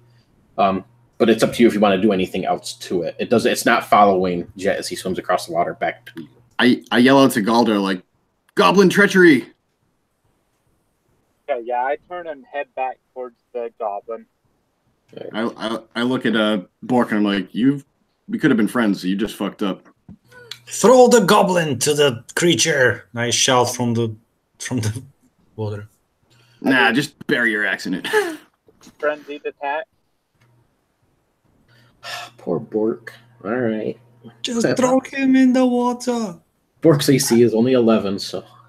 I'm still in the water, you know. I also may need saving. All right. What did you get, Galder? That would be an 8. Yay! Oh, actually, does it give me 2 attacks or does it give me Oh, no. It will give you advantage. Oh, okay, good. Frenzy will give him an extra attack as a bonus action. And the other thing will give him an advantage, like a reckless attack. Oh, reckless, yeah. So actually, if he's a frenzied barbarian, he would get an extra attack as a bonus action. Awesome. Well, then on my second attack, that would be 11. All right, that'll hit him right on. And go ahead and do damage. You might just kill him in one hit. Split. Would be 13. Yeah, you more than kill him. Go ahead and describe as you pulverize poor Bork. So as he's backing away from, I keep forgetting your name, John. Gozu. I charge up and just cleave him in two with an overhand cleave. You see Bork puts down his spear as you're getting ready to charge at him, and Bork goblin, or Bork is a dwarf gutter. And he never quite gets it out though. As you cleave him in two, part of his torso goes in one direction, his legs drop out from under him. Although you do notice that as his torso kind of comes to the rest in the sand, his stomach itself just splits open as well, with all the innards spill across the sand. This really noxious, deathly sort of smell fills the room. I yell, "That's what happens if you're racist against dwarves!" Bork could have been your Nice. chieftain leader. In the distance as you reach the edge of this water jet, you can turn around. You can see this thing you can see the trail of this black inky like blood as it flows itself down into this river in the cavern far in the distance. It's quickly retreating out of there. All right, I'm gonna cast Cure Wounds on myself. I don't remember how many heals. A D8 plus my spellcasting. Anybody? Well, can I get a perception checks from everybody? I'm too busy healing myself. See whoever has the highest. I got a 21. I have a 10. I actually rolled bad for the first time, so 21, I assume, is going to be the highest. So as you look around, Schmecker, you can see these. You didn't notice them before as you were moving up towards where this boat is and stuff, but if you look now, you can see these wet footprints in the sand around you, almost like somebody walked out of the water just recently and was walking across the sands. It goes past where you're at and out the tunnel behind you. And it's definitely fresh, wet footprints in the sand.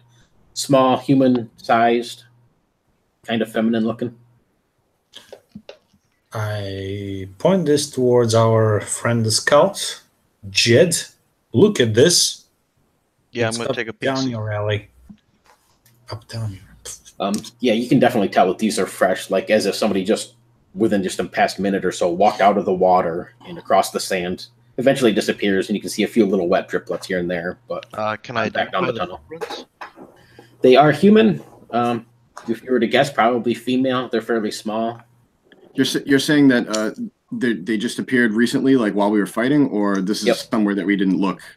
Nope, they just appeared. They weren't there before. Oh, okay. Did the tentacle monster disappear? It's swimming away down the opening river thing there. Then I'm going to add to telling Jed, and you can thank me later. I will thank you right now. I'm going to My curtsy hero. a little bit. Can I get a shot on it as it's flying away, or as it's? Yeah, if you want to, you can. Yeah. I'm trying to get one more shot on it. I get a 16. Yep, that's a hit. All right. 6 plus 3, 9. That doesn't kill it, I guess. Not quite. No, you can see it. The punctures into there though too, and you can just see your arrow was just kind of going under the water and then goes beneath the surface. I get temporary hit points when I kill stuff. That's why I was going for it. Yeah. Nope, not quite. All right. But this boat is not going to take all of us, is it? No, you're probably lucky if it would hold maybe 2 goblins, fit maybe 40 pounds apiece. So yeah, it probably wouldn't hold over 100 pounds at all. Why would we want the boat anyway? Because I don't want to go out the way we came in. Because, I mean, low key, I'm kind of scared about witches that are bringing other witches back to life.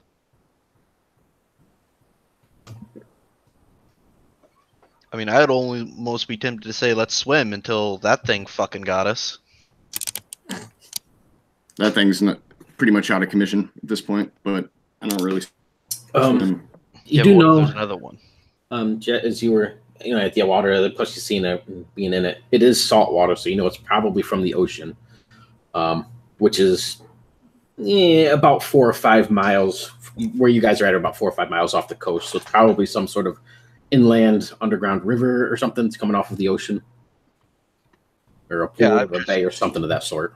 I just want to get up to surface level without going out the door, but it sounds like that's not going to happen.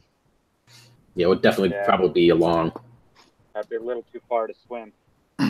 Or we can flood the cave, and that would shoot us out of here. I'm not 100. Are you certain that there's a bunch of water behind that door? I think it was just bulging from the humidity. Yeah. Yeah. Okay. If y'all say so. You guys want to take a minute and just bust out our rations and take a drink of water and eat some food real quick? Yeah, short rest. Yeah, sounds good. Proposing. If that's what you want to do, I'm ready to go. I'm ready to be out of here. No longer than well, we haven't done what we came here to do, but all I need is an hour. Is it short rest is an hour, right? That's 30 seconds, 30 minutes. Well, actually, I don't know. I'd say you could probably just do it in a few. If you're just looking to take a quick eat and bind up a couple quick wounds, you can take a short rest within a few minutes. That's fine with me. All right. Get my slots back. All right, so after that, I'm I suggest we go forward. Yeah, well, they're taking a rest. I'm gonna try and scoop the rest of those coins out of the sand then. Yeah, you have plenty of time, so you're gonna end up grabbing. There's 3 in the basket, and there's 6 in the water, so 9 gold pieces total. Also, you can give me a perception check. I was gonna say that I wanted to jump into the water and just grab them with my hands and swim a little while we are waiting for this short rest, because otherwise I'll be very, very bored. So can I help him in this perception check? I got a natural 20, so. Oh, nice. Damn. There's a lot of those little blind white catfish and stuff swimming around in here and stuff. That thing never comes back. You don't notice. The water's a little murky after, it clears everything. I'm gonna catch some. I'm gonna fry it like a halfling. While we're waiting, we have to eat something because all this exertion. Doesn't matter which one of you find it, but you notice that there is a small ornate dagger in the water as well. It's wrapped in a sheath. If you pull it out, it could definitely be used as a basic dagger, but it looks like it's something that's more ornate or decorative. The hilt itself is engraved. It's all made out. The hilt's made out of wood. It's pretty worn now that it's been under the water for so long, and there's some barnacles and other things on it, but very, very well made. And the blade itself is perfectly clean. I mean, is it watertight sheath? Yeah. Okay, I was gonna say, because if it just looks perfectly okay, and it wasn't watertight sheath, I'd be like, well, that's magic. Hope it's perfectly clean stuff, but it's a watertight sheath. But even still, it's very, very really well nice made. anyway. Probably fetch a tidy sum. Oh, Yeah, actually, it I'm gonna has a walk over. small engraving on it. Let me tell you what it says. Oh yeah, sure. Let me find it real quick. We did it. It says. It says, "For my son, Ryark, may your blade always strike true. General Orvos the 9th." Well, if I find this soon enough into a short break, I'll attempt to attune to it to see if it's magical, and if it's not, I will hand the 9 gold and the dagger to the guy with the name Gozu. Gozu. Yeah, it doesn't attune to you or anything. It's not magical. It's just a very well ornate. It'd probably get the idea. Lump up, or be able to pull in a fair lump for it. Anybody know anything about history? Anybody ever heard of General Orvos? Anybody can make a history check if you wanted to. I doubt it. How about 5? You think it might be a goblin? I have a 15, if that matters. You have heard the name and probably some tales and some bardic songs here and there. Is a general that led a band of ogres from the north down to the south. He was human, but he basically traitor the army that he was with and banded with the ogres. Shit. Perfect. We have to sell this to an antiquarian. He might give us a heftier sum than an ordinary weapon salesman. Just out of character, Morgan, without any thought of my own safety, I jumped into the water and tried to save my colleague. Can I get some inspiration here? Or I didn't think about inspiration. Yeah, I think so. That's fine. thank you. I always forget about poor inspiration. And that's why I always fish for it, and I encourage my players to do so. Yeah, totally. If you guys ever want to do something like that, just let me know. I'm pretty open for it, as long as you do something cool. So as you were watching the ornate dagger, jet, is that how it's pronounced? Jet. I'm just gonna say, well, I see what you're trying there, but I just did save your life. You want the dagger? We made a pretty clear agreement, and then what we do you made a piece of paper. Yeah, no, but I think you were trying to attune to it, if I'm not mistaken.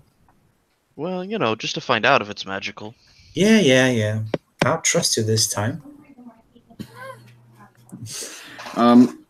Morgan, my personality traits are that I always try to make friends rather than enemies. Could I get inspiration for pushing for talking with the goblins instead of trying to befriend poor Bjork that you backstabbed? I tell you, I didn't backstab him. Yeah, It's the other way around. He backstabbed you, right? Right. I don't know what you're talking about, but yeah, that's cool. Go ahead and give yourself a point. Just for playing bonds and personality traits and stuff. Actually, I'll make a note of that to remember to put in inspiration next time too. So I did find a silver spoon, right? I'm gonna eat with it. It's a little salty, but works perfectly good. But it is made out of solid silver, so it'd be worth it for your chunk too. Yeah, I wrote it in the party fund. You can hang on to it if you want and eat with it, but I did. It adds a nice zing to all your food, with that bit of saltiness on there. Yeah, I like salty food. So I say we go take on that flame skull. I say we leave. We haven't done anything yet. We confirmed that there were witches. I guess that is what we're here to do. We did not. That's not confirmation. The word of a proven traitorous goblin is not confirmation. Yeah, and our solid proof is slain in two houses right over there. We would have no way to know what he said to us unless what he said to us was true. He perfectly described what we came here to find without us telling him about it. I do, for the record, I do believe him, but I still don't think that counts as having honored our contract. Yeah, I think we keep going. Let's vote. Yeah, the captain's not gonna believe us. Yeah, they are witches. Trust us. All in favor of continuing on? He knows we are like con players and criminals and whatnot. Who's in favor? Yeah, let's hunt some 3. proof. I look at Jet and say, seems like everybody wants to continue. I hope we don't all die. If we all die, I'm gonna haunt your ghosts. That's fair enough. Okay, so who wants to lead? I mean, I guess I'll lead. I want you to know, if I die because of this, my cousin gets my share. Yeah, Sure. yeah. What's your cousin's name? Michelle Svart. Michelle Schwart. And we're gonna tell this beautiful Layla chick that you loved her and blah blah and whatnot. We promise. Layla? Well, or something like that. Michelle? My cousin? No, the one you always dream of, the one you talk in your sleep about. I don't know what you're talking about. Of course you don't. You talk in You're your sleep. sleeping. Okay. So I think we should I think we should clear out the menace of the flame skull. We were told to avoid it. That is a straight up no way. We were advised to avoid it, but I think the 4 of us can take it. If we only had a goblin to open the door and, you know. Yeah, by the way, that's exactly what I was thinking of too. Is like, you know, trap bait. But now we have to find something else. Like this footprints. Where do they lead? I don't know. I'm gonna try and follow them now. Yeah. Give me a survival check. That's my jam. If it's humanoid, then I get a +2 to whatever I'm about to tell you. All right, yeah, it's definitely humanoid. Jesus. Well, if it's humanoid, then a total of 22. Nice. So yeah, you can follow it out. You can see the small. It gets a little bit less and less, but you can see some imprints in the algae and stuff. The sand. You can see some sand trickles as you follow it down through the tunnel. And you get back to the main corridor there, out of this little cave-in area. You can see that it turns to the right and leads deeper in. It goes past that room where you found Borkin, and further down to where that spirit chamber room is, off to the right. It goes past that, completely ignoring it, up and around the corner, like towards the bone pit or the witch chamber. I'm gonna head up that. Dries out, and there's not too much left to follow. I'm gonna try and stealthily go up there. I do want to remind you that I can't be seen by dark vision. Okay. Go ahead and give me a stealth check then. I don't know if they dark vision.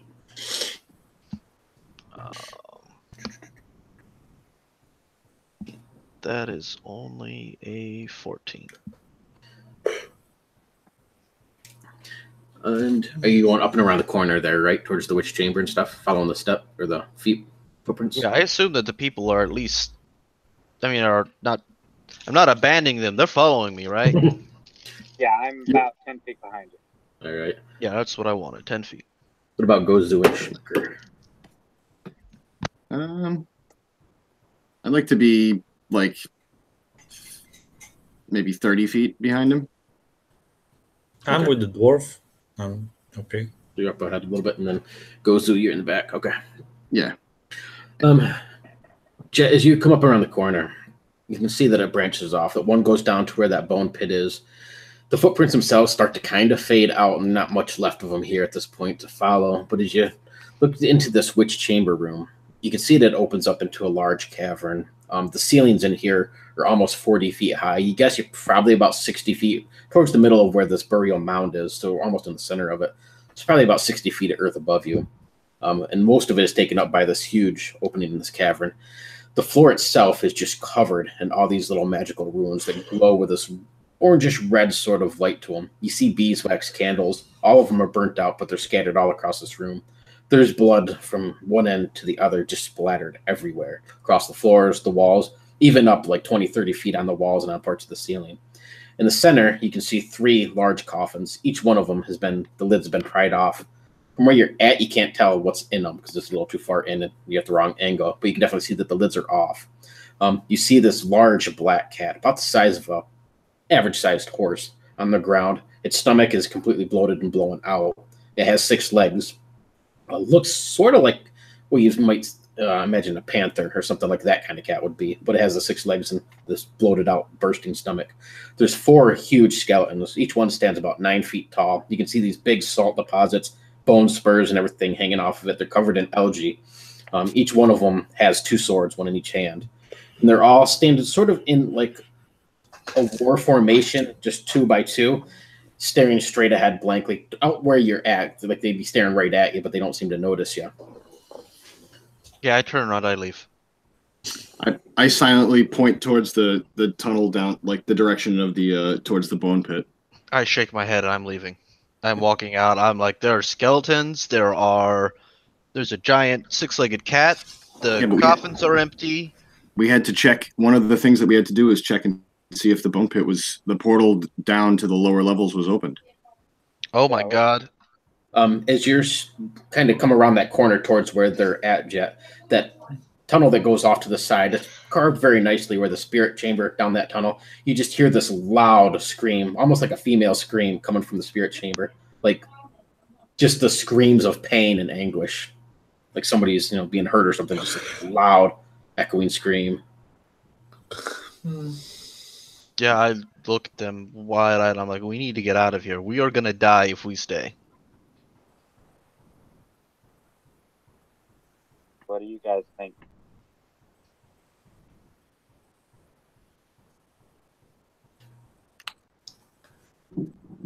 Timora's with us. I'm feeling lucky. Actually, we just I say, okay, check out the pit. I'll go look at the bone pit. You stay here, and I'm gonna go scuttle off and go look at it. I will actually go check it out, because I might be a criminal, but I'm not dishonest. Timora's with you, my friend. Guidance. All right. I'm gonna be watching in the direction of the spirit chamber. And also my blessing for skulking around. Both on you. Ooh, I just closed my map. Let me open it real quick. So as you go up and around the corner, again, you pass by that room. All those skeletons are just standing there perfectly, not moving, but you can see that they're sort of in that defensive, ready to attack mode if they notice anything. They twitch a little bit. You can see one of them, what looks to be a crab thing, kind of scuttles around in the rib cage and then falls to the floor and starts to crawl away. Come around that corner. Up ahead, you can see this bone pit. The room itself grows, again, with this eerie sort of red light. Give me let's say a perception check.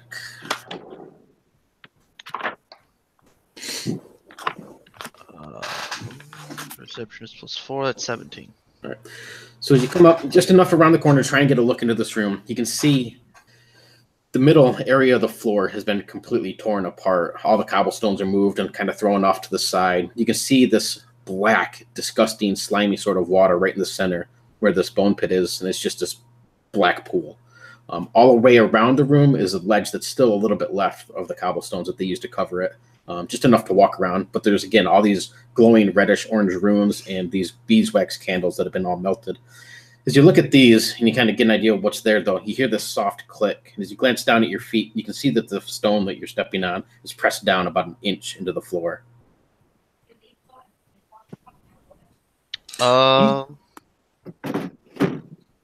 You shift your weight just a little bit, and you can see that it starts to rise up, and again, you can hear that soft click. Get ready.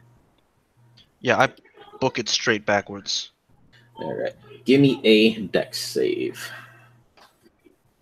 Good thing I'm good at those. +5 makes that 17. Ooh, just barely. Yeah, as you kind of rush forward, you hear that click as soon as you left your foot off of it, and the stone pops back up, and you hear this almost sounds like bow strings twanging. You notice up on the wall directly ahead of you, the spear that kind of juts out of the wall, and then another one, and then another one.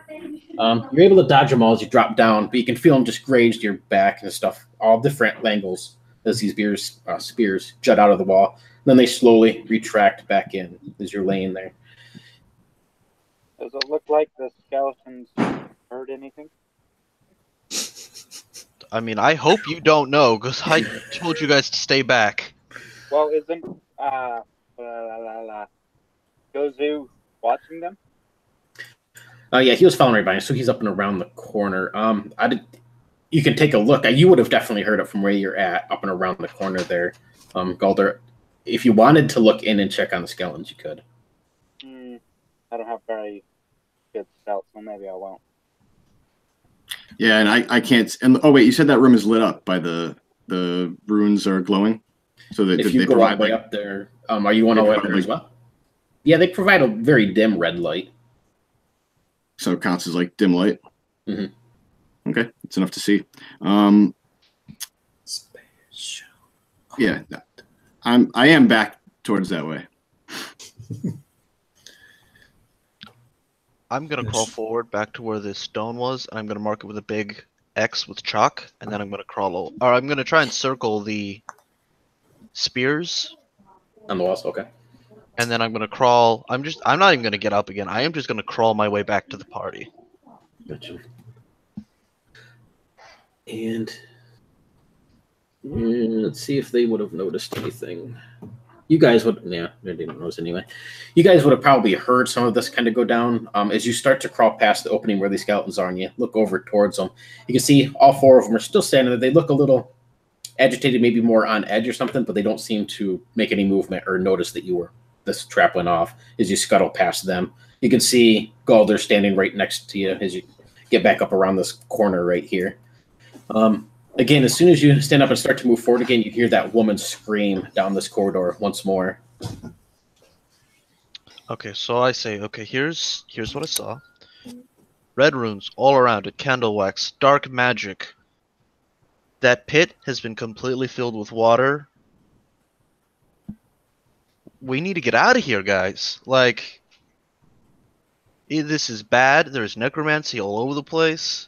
We were told to investigate, not solve the problems. Yeah. Sounds like a woman came towards you, though. Yeah, well, the only women that I know that are supposed to be in here are witches. So frankly, I don't care. Well, they said one beautiful woman. I was thinking maybe they captured one. I feel like this beautiful woman is the woman who has brought the witches back to life. Yeah, you could be right. It's all speculation until we find out for ourselves. Yeah, or I feel very confident that we've lived up to our obligation and that we should leave. So for the third time, you hear that scream come from that spirit chamber area. One of those down there. What kind of scream does it sound like? Like a scream for help. I need will saves from everybody who's right there. So everybody basically, they can hear it. Is it a fear-based? No. You mean like a wisdom save? Yeah, Yeah, sorry, wisdom. Yeah. Okay. 11. Okay. Ew. I got a 5, but I'm going to use Tides of Chaos and re-roll that. Got a 10. Okay. Sweet. I got an 18. Ooh, nice. And Schmecker, what you got? 18. Beautiful. All right. So Morgan, I've used my Tides of Chaos now. So anytime I cast a sorcerer spell, you can just say a wild magic surge happens to and give it back to me. Gotcha. Let me mark that. Cost of a little chaos. With a wild magic. Got it. All right, so that leaves. Let's see.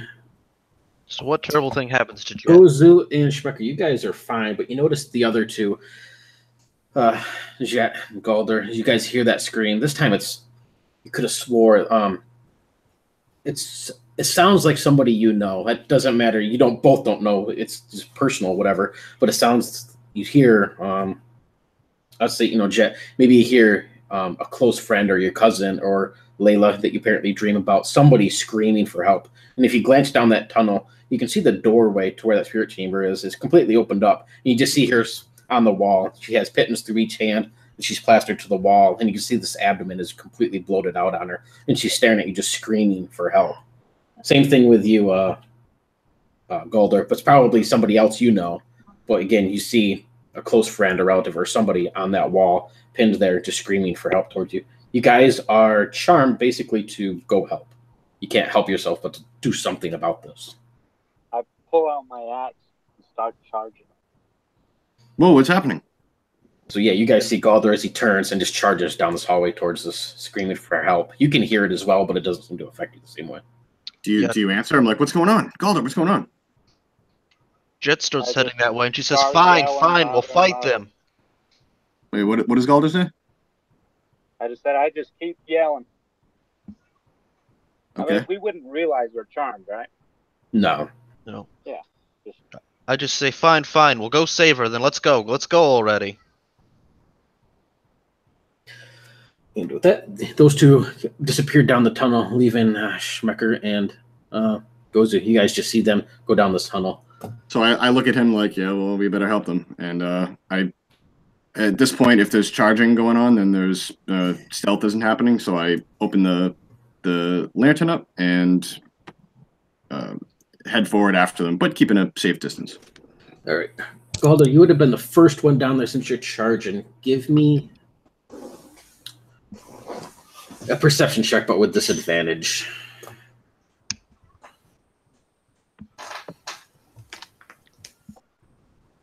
That would be a 10. Right. So just ahead of you, as you see him run down, he takes up to about just past that first doorway on your left, which is a solid door as well. But he gets just past that towards where the entrance into this room is, and you see he just smashes into. Basically, it looks like he smashes into a wall, even though it looks like an opening. You're gonna let's see. Ooh. So, Galder, as you run forward, just as you're reaching where the entrance into this room is and stuff, you see that picture of whoever it is you see on that wall fades away, and then you just feel this impact straight under your front of your body. You feel these sharp pains. Gozu and Schmecker, as you guys come up around the corner, you see Galder as he rushes forward, comes to a complete stop. You see that he's rushing towards this door. There's warning signs splattered across this thing in paint. There's a bunch of symbols and stuff, but you see a whole bunch of nails on this wall, all jut outward, and Galder just impales himself directly into this wall. You're going to take 19 points of damage, Galder. Whoa. Oh, fuck. And let's see if you can stop yourself in time, Jet. I need a perception check from you. You don't have disadvantage, though. Ouch. Oh, God. Oh, that is 14. You're able to stop yourself almost in time. You're only going to take half. But I rolled 2 6s. Just 7 points of damage total. You're going to take half. And again, you're able to stop almost in time. You just feel some of these start ripping through your flesh as you realize what you've done. Again, you see up ahead, this vision that you had completely fades away, and it's just spiked walls, warning signs, and you can see blood splattered across part of the wall. Gozu's kind of Galder's kind of twitching beside you as he starts to pull himself free. Gozu, as you come up around, though, you notice Galder as he starts to, just by instinct, pull himself back. All of these little nails and stuff sticking out of the wall are all barbed backwards. So if he pulls himself off, it's just going to rip deeper. I yell out to him, stop, stay, freeze. Do not pull yourself off. You ran into a wall of spikes and they're barbed. If you pull yourself back, you're going to leave a good chunk of you behind. And then you only have a few of them in you, Jet. But again, the same way, you can feel one maybe through your hand, one's part through your shoulder or something. You can feel those barbs and stem as well. Inside, you just hear this high-pitched laughter inside this room. I am going to cast Goodberry. And then I'm going to step out. I look at Schmecker and is it? You want to try to help me get him off delicately, or do you have anything that might make this easier? Nothing but Timora's blessings. Yeah, Jet, you're able to, be able to pull yourself out without too much of a damage since you caught yourself in time. As you're able to back up, though, you can see one of these nails all of a sudden whoop, into the wall, and then a third, and then a fourth, and then a fifth, as they all start to retreat. Inside this room is just constant laughter. So I will rage. Okay. Well, that's one way to solve that problem. So that would make so that piercing damage would be halved. Okay. Nice. Give me a 1d10 roll. Okay. Can I help him mitigate some of the damage by like helping him slide off the? Yep, you could do a medical or medicine check. I'm not good at it, but I'll try it. So that would be a 9.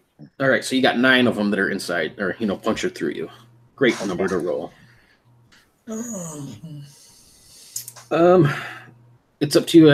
Are you going to try and help him slide off, or do you are you just going to rip off? Or I rolled he's raging, but I rolled an 11 to try to help him off medicine. All right. Yeah, not quite. So yeah, Galder, do you want to do anything, or does somebody else want to do anything? I don't know if you're just going to rage to get off of him, so I didn't want to. I'm going to pray for him if that helps. Well, there it goes, and I rip off. All right. So you had 9 of them? That sucks for you. Let's see what I got. Each one causes 1d4 damage. So 6.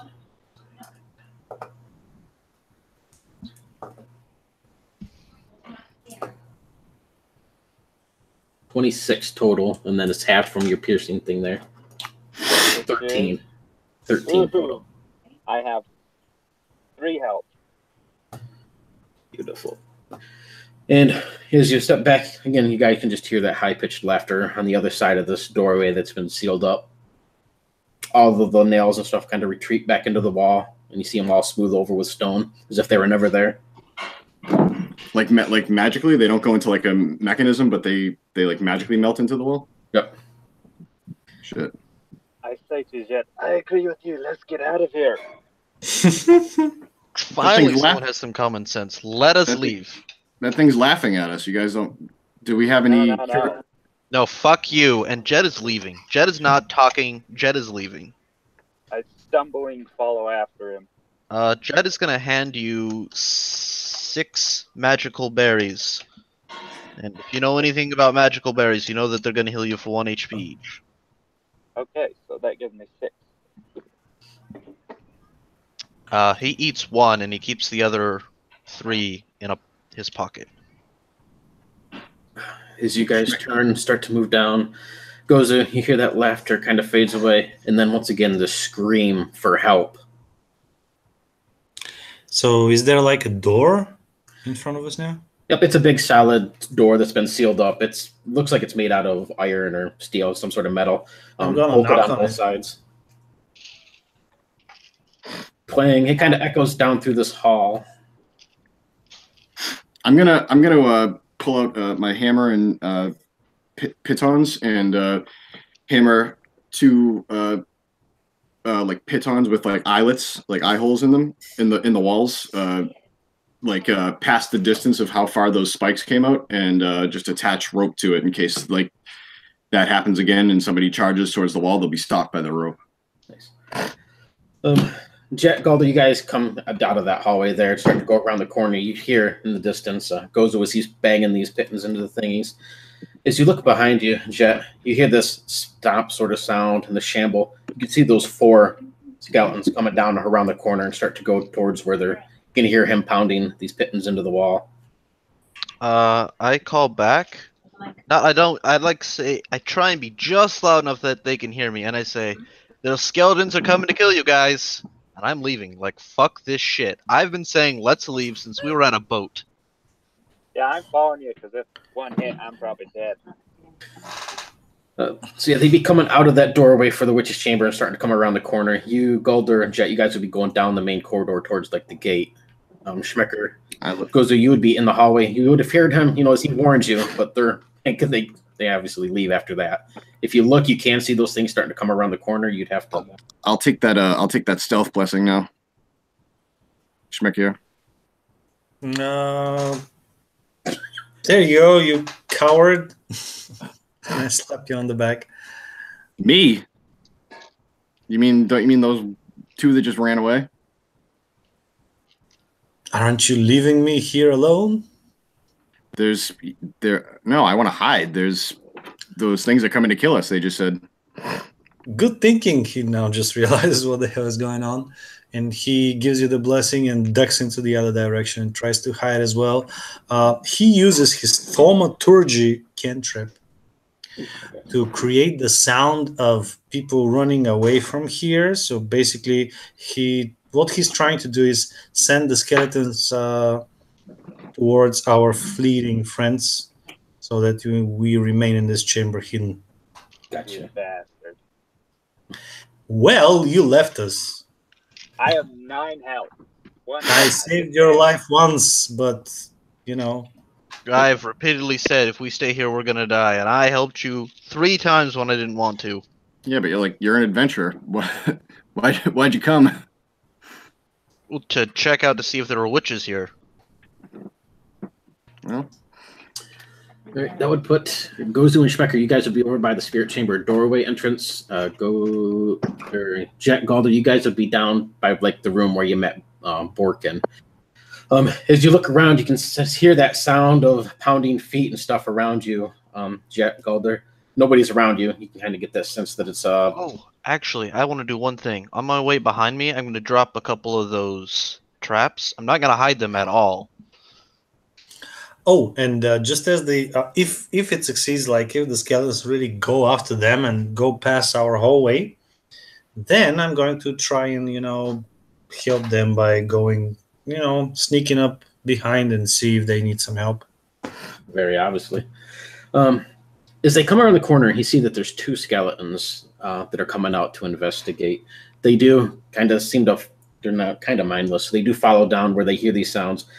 I imagine, Galder's obviously not being stealthy at all. So, yeah, they would see that, and they're not moving very fast. You can easily outrun these things being in the corridor if you want to, but they just continue to lumber down this hallway towards you guys, past the hallway with the spirit chamber, past Gozu and Schmecker, towards Galder in the distance. Slow? Yeah, I'm going to set up my traps, and then I'm going to draw my bow, and I'm going to start shooting at them.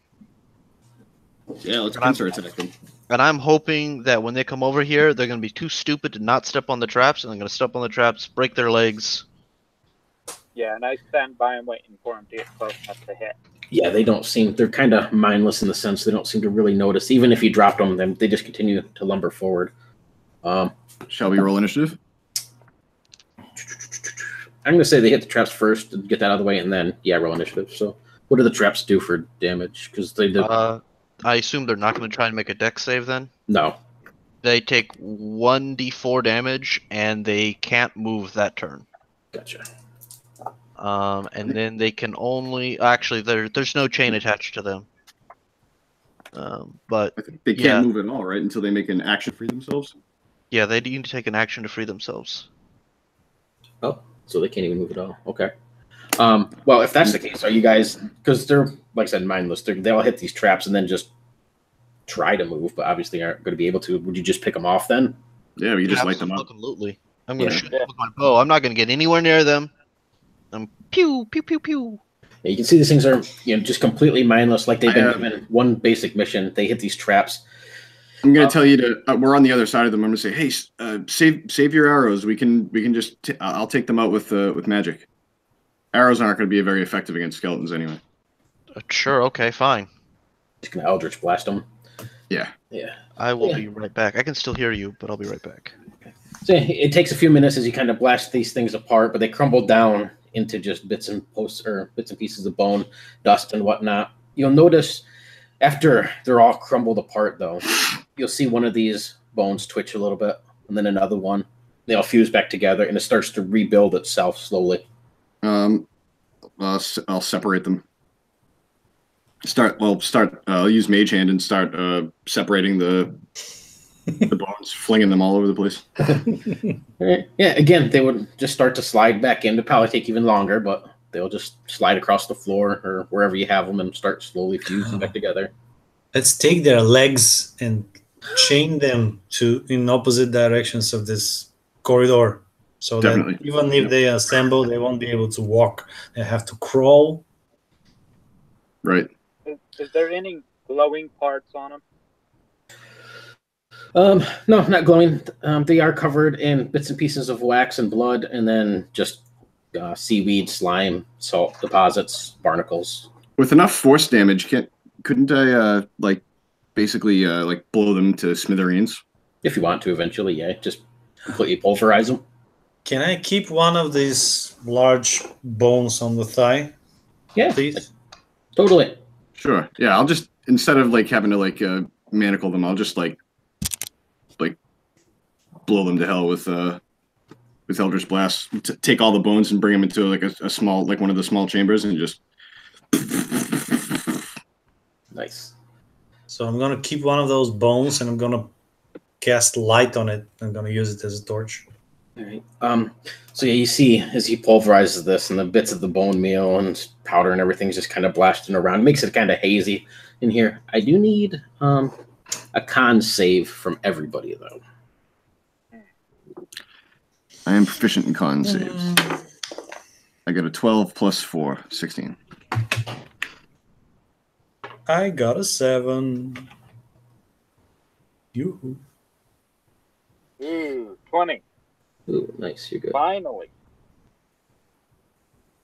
Schmecker, do you have any? Do you have curative magic? So maybe you could help Galder out with? Help him with what? Help. With his wounds? Not really. Not that kind of cleric. Well, I could help him get back up. Aren't all clerics able to magically close wounds and heal wounds? Not really. So what I'm saying in character is I can help him get back up, but otherwise I'm not really good at curing those things. Well, so you don't want to then. Well, I have very few slots to tell you that mechanically, and I only took healing word to get him back up, but I don't want to waste it because it's very little healing. I see. It doesn't really matter if I use healing word right now and then he gets killed, because I'm going to cure him for 2, 3 points, 5, or whatever. I see what you're saying. So, well, these things are mindless, and we're smart, so we just separated 2 of them with tactics and teamwork. We can do this. But if you guys really want to flee, well, it's just I only have 9 hit points. Well, I mean, I'm talking to your character. Oh, okay. You'll notice Schmecker is all of this as he's pulverizing all these bones and stuff. You'll start sneezing a little bit. When you do so, you maybe kind of wipe your nose. But if you look over, anybody notices them.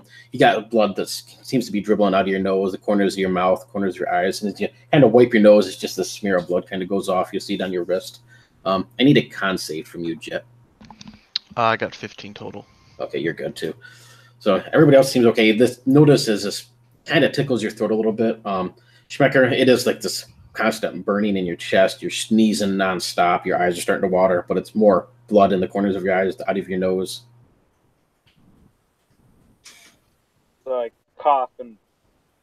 Or I'm sorry, it's Schmecker. Oh yeah, go ahead. I'm sorry. Go ahead. I was just responding to what you were saying. I said, "Don't you see this blood just draining out of all these holes? I can't make it. I need to get out of here and come back later." All right. Schmecker, just on your sheet, to make a note that you have the bone shakes. Ooh. Ooh. Nice.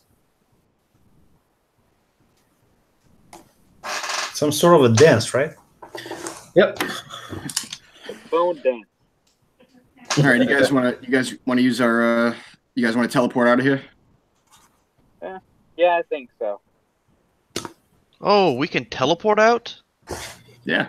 You can teleport if you put your things in here, or you could just, exit out. But you'd have to leave your other half of your stone behind. So In other words, if we wanted to come back here. Yeah. Do I have to stick it to a surface, or like if it just touches a surface? Like if I threw it somewhere? As long as it touches to it. Oh, no. You have to do it. It takes 10 minutes to fuse it to a wall, floor, something. You have to actually do it. I'm going to say, you know what I think should be done?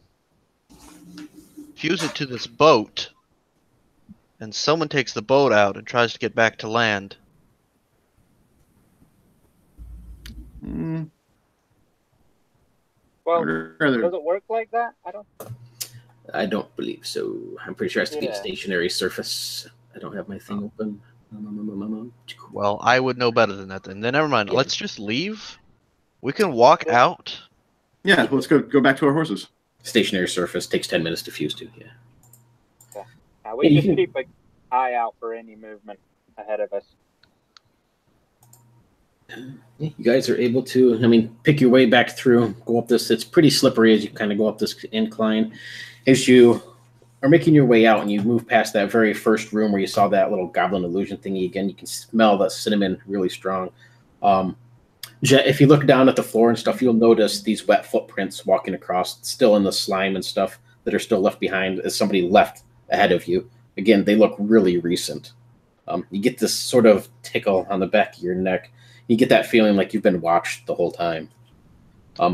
Is my trap still there and untriggered? Yep.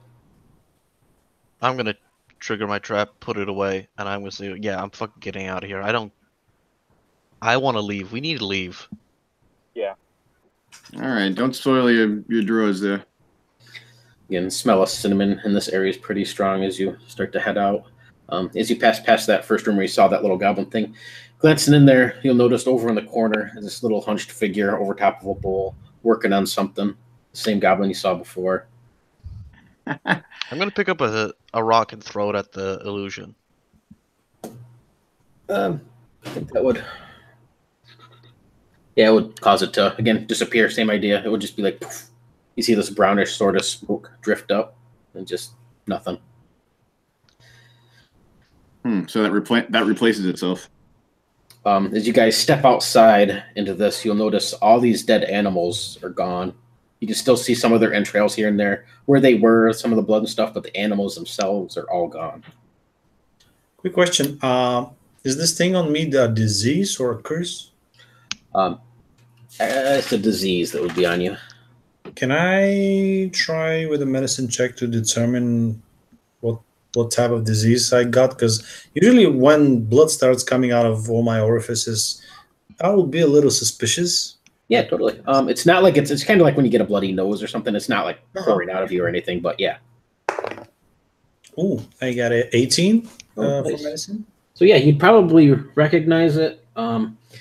Usually it's caused by things that wash up on the shorelines, the seas and stuff like that, like large whales or other creatures that have bones in them. If it's caused to breathe in, but it causes basically salt deposits to start forming on the bones on inside your body and start coming out. It'll also cause your bone density to start weakening. Would I know how to cure it? Sure, I can. I don't have anything for a cure written down, but I will message you with something. It'll probably be, like something you're going to have to gather to get some sort of rare. So this illusion, looking at herbs and mushrooms and stuff, were they part of the illusion or were they just there like... Yeah, they were all part of... There's a few mushrooms and stuff on the walls, but what he was working with and everything is all just an illusion. What do you mean by a few mushrooms on the walls? It was Like, just your regular, mushrooms on the wall. Nothing. Cave Fancy. lichen and stuff. Yeah. I see. All right then. Well, at least I know what I have. So Are our horses still tethered outside? Your horses and dogs. Oh yeah, mounts. Yeah. All right. Do they appear to be okay, or do they look like? Nope. I was gonna say, give me roll me a 1d4, Gozu, since you asked. Sure. 2. 2. So Galder, as you step out, you notice your mule seems a little tired. It's kind of lethargic looking a little bit. Its abdomen, its belly is swollen huge. Let's get the sickness. You can double ride with me. Cool. I'll reach up and ask him to pull me up. Not feeling very spry today. Take my hand, my dwarven friend. You did good. Kind of. I'll take out my that short spike sword and was tough, but I'm gonna take out my short sword and kill the mule before it dies from its horrible death. You know. mercy kill. A mercy cloak. Yeah, as soon as this thing drops to the ground, it's there for a few seconds, and again, the stomach just bursts apart. All the entrails flow out of this thing, and you get that really death, rancid sort of smell, almost like everything's been rotting inside of it. I'm actually going to say that I think this is necromancy, and because all the other ones left, and that we should do something to prevent it from coming back as a zombie donkey. Sprinkle some holy water on it. I was thinking more like, burn it. Yeah. Yeah, fire cleanses. I mean, we're in a swamp. Even if the fire gets out of control, it's not going to go that far. Yeah, you'd be able to do that. So the animals that are gone, right? The ones that were there before. Are there like animal tracks leading away? Like they got up? Yep, totally. Oh, okay. Yeah, good call. Start a fire. Yeah, we burn it. Some tasty mule meat if anybody wants to add some No, absolutely No, not. Thank you. to their sheet. Not.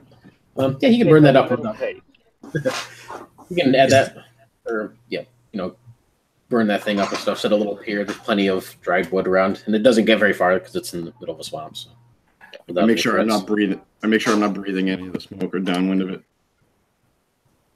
So Morgan, that femur bone that I took, does it seem to be twitching from time to time, trying to get back to the other bones? Nothing majorly, but yeah, it's definitely there here and there. Now we have a proof of foul magic with us. That's a great little trinket. A live torch. Well, can turn it off, but what I mean is like it's a proof that necromancy has been going on in this cave. So makes a great club. Maybe we can get our money from it. Also, I heard that it's a legendary artifact that if you hold it and it twitches, you know that you're going to find love soon. There you go. All right. Pitch that to the merchants. Who's highest in charisma? A twitching bone always means love. Yeah. The love bone. The love bone. There you go. That is what it will officially be called. Work that on your sheet, Todor. You got the love bone. I got the bone shakes. I got the love bone. All right, so we head back to Meadowbrook. Got a love shack. Yep. All right. You can see by the time you guys get out of here and stuff, probably been about 2 hours, give or take. So it's later afternoon. By the time you get back to Meadowbrook, it'd be early evening. The sun would still be up. It'd just be kind of setting on the horizon. Are you headed to captain's quarters? That's definitely. I tell everybody I'd like to head straight to the captain and we need to collect. Put our report in. Yeah. Get our 10 gold pieces. More important than Yeah, that, we then need to let them know about the dangers that are in there. Then afterwards, let's go find some health potions. Next trip. And I don't know how plentiful they are. I actually brought one with me just as like an emergency. Yeah, I I also recommend- brought one. Captain brings you in kind of quick once you get in there and stuff. Takes down your report. So what did you find? He'll pop down your coin, so add another 15 coins to your sheet too. Gold pieces. Wasn't it 10? I have 25. He gave you. I might have misspoke earlier. It's 25 total, so he gave you 10 before and 15 now. Great. Per person or for all of us? Per person. Says you all look like shit, but at least you're back alive. What the hell happened to the dwarf? I just had a love affair with the wall. It didn't want me to leave. I show him that portion on the.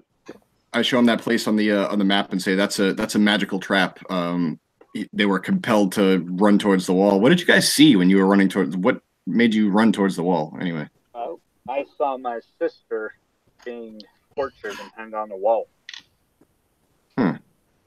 Yeah, I saw that cousin I told you gets all my stuff if I die. Oh, okay. So, you mean the spirit chamber wall? Or the room? Right. Yeah. This is, the creature's power must be growing if it's able to affect everything outside of the room as well. Well, there are more denizens as well. There's a lot of shit going on. Like I'm gonna go through everything. First of all, that room that's trapped, there is now a goblin illusion in there that shocks you if you touch it. There is the bone pit, blown open. Wide open, completely full of rancid water, and there's a trap that I marked. You step on it, spears come out and stab you. This is mechanical trap. That's a mechanical one, trap. Yeah. Because I don't have that in my notes. Flip through and make a note in his notes as well. It says, we've been down through there when the dwarves even did the construction in there. There was no trap, so somebody must have built that in order for it to be there now. Yeah, I tell him, I marked it with an X, the stone not to touch on. I circled the things, did what you're supposed to do. Very, very good. We came upon a goblin as well. It had a dead companion with it, and it was trying to dig its way up through the fireplace, or so it claimed. And it claimed to have seen a beautiful woman and 3 gray, saggy-titted women that were holding their own heads. It is not be the witches. Right. It's not our it's our opinion that the creature was too dumb to be lying about that. Although we can't confirm that we saw these people, there were tracks that seemed to come out of the water. Did you check the witch's chamber? What about the coffins? They were empty. But we got this, and I throw the bone on the table like in Ghostbusters and starts to wiggle. It belonged to 2 huge skeletons animated by foul magic that we destroyed. If you want me to roll deception, because I didn't actually see they were empty, I will. But I believe truly in my heart, they were empty because they were broken open. Yeah, he'll kind of scrutinize you for a minute, but he seems to follow along, especially since you're doing it, you follow the ideas and mark stuff, so he seems to trust you fairly well. So the cave-in was not a cave-in. The many stones were cleared to reveal a bit of like an underground lake that a creature attacked us that we were able to fight off. How was it cleared? It was dug out. We're not sure. Must have been a great deal of strength. The stones were all stacked. Well, what about wasn't the entrance sealed? No, blown up. The entrance was, I forgot. So, the entrance was blown up, that steel gate thing, blown up with some kind of magic, because all the cuts were very clean. Cleanly opened. And at the entrance, there were a ton of dead animals just laying around. And they got up and left while we were in there. He gets up with that, and he moves across the room to a little filing cabinet thing and opens it up and flips through, and comes back over and sits down this piece of paper. Again, you can't tell what it's written. It's written in a weird kind of language and symbols and stuff. And he's scrolling through for a second. He says, we've heard a few things come in from the east of animals, dead animals, zombies, I guess if you call them that, overrunning a few small towns. They act with some sort of rabid-like craze. These no innards left in them, just kind of spilling out everywhere. Perhaps this exactly that. Exactly what you described. That's what it was. And also the goblin that we saw, the one that was dead, the live one's companion that had died. Its stomach was all bloated and distended too. There appears to be some sort of necromantic sickness of some sort. Yeah, they get a really bloated stomach, and then when they die, it explodes. And they become zombies. And then they become zombies. He continues to write all this down as you do anything. He says, all right. Anything else? There's that blocked in place. There is a giant pond that leads to a river. A tunnel. There's a tunnel. It goes out. It must go. The water is salt water. It must lead to the ocean somehow. I'll have a few men look into that. He says, well, you've done very well. since you were the ones there, I'll ask you, should we send out some people to perhaps clean this place out and look into it deeper? I mean, that bone pit is full of rancid water now. There are definitely, in my estimation, there are definitely supernatural evil forces in this place. And if you are going to be sending a group back there to clean the place out, I'll volunteer to go. You're either a hero or a fool. I Maybe a guarantee little you he's a fool. One thing I'm not is a coward, though. You can see We have to leave this place. Captain So scary. marks everything down in his notes and flips it shut. And says, But I "Very give well." you like I squeeze your shoulder though, and I'm like, I'm just fucking with you. Says, all right, well, I'll get everything in motion. We'll see what we can do about that place. Gozu, if you're that interested in it, then I'll let you know if we need to have more people go out. He says, I'll look into all this. What is this beautiful woman he said the goblin spoke of? Is that all you know? I think we only saw her tracks. Yeah. What did they look like? Shut up, Captain. Snap out of it. The tracks were female. What? They were human, Don't you I believe. see? The captain is starting to inquire about the beautiful women, about like, ooh, it's not a witch, it's probably a beautiful woman, and I want to know more about it. Come on, All Captain. beautiful women are witches. They're all. Sounds like somebody's been stricken by the love bone. Yeah, he'll look over at your vibrating bone you got there, and Schmecker Yeah, that's for you, Captain. says, and what's this from? One of the skeletons. Like I said, the 2 skeletons that we destroyed, and with the help of, well, it was all of us, so let's not say who did it. Team effort.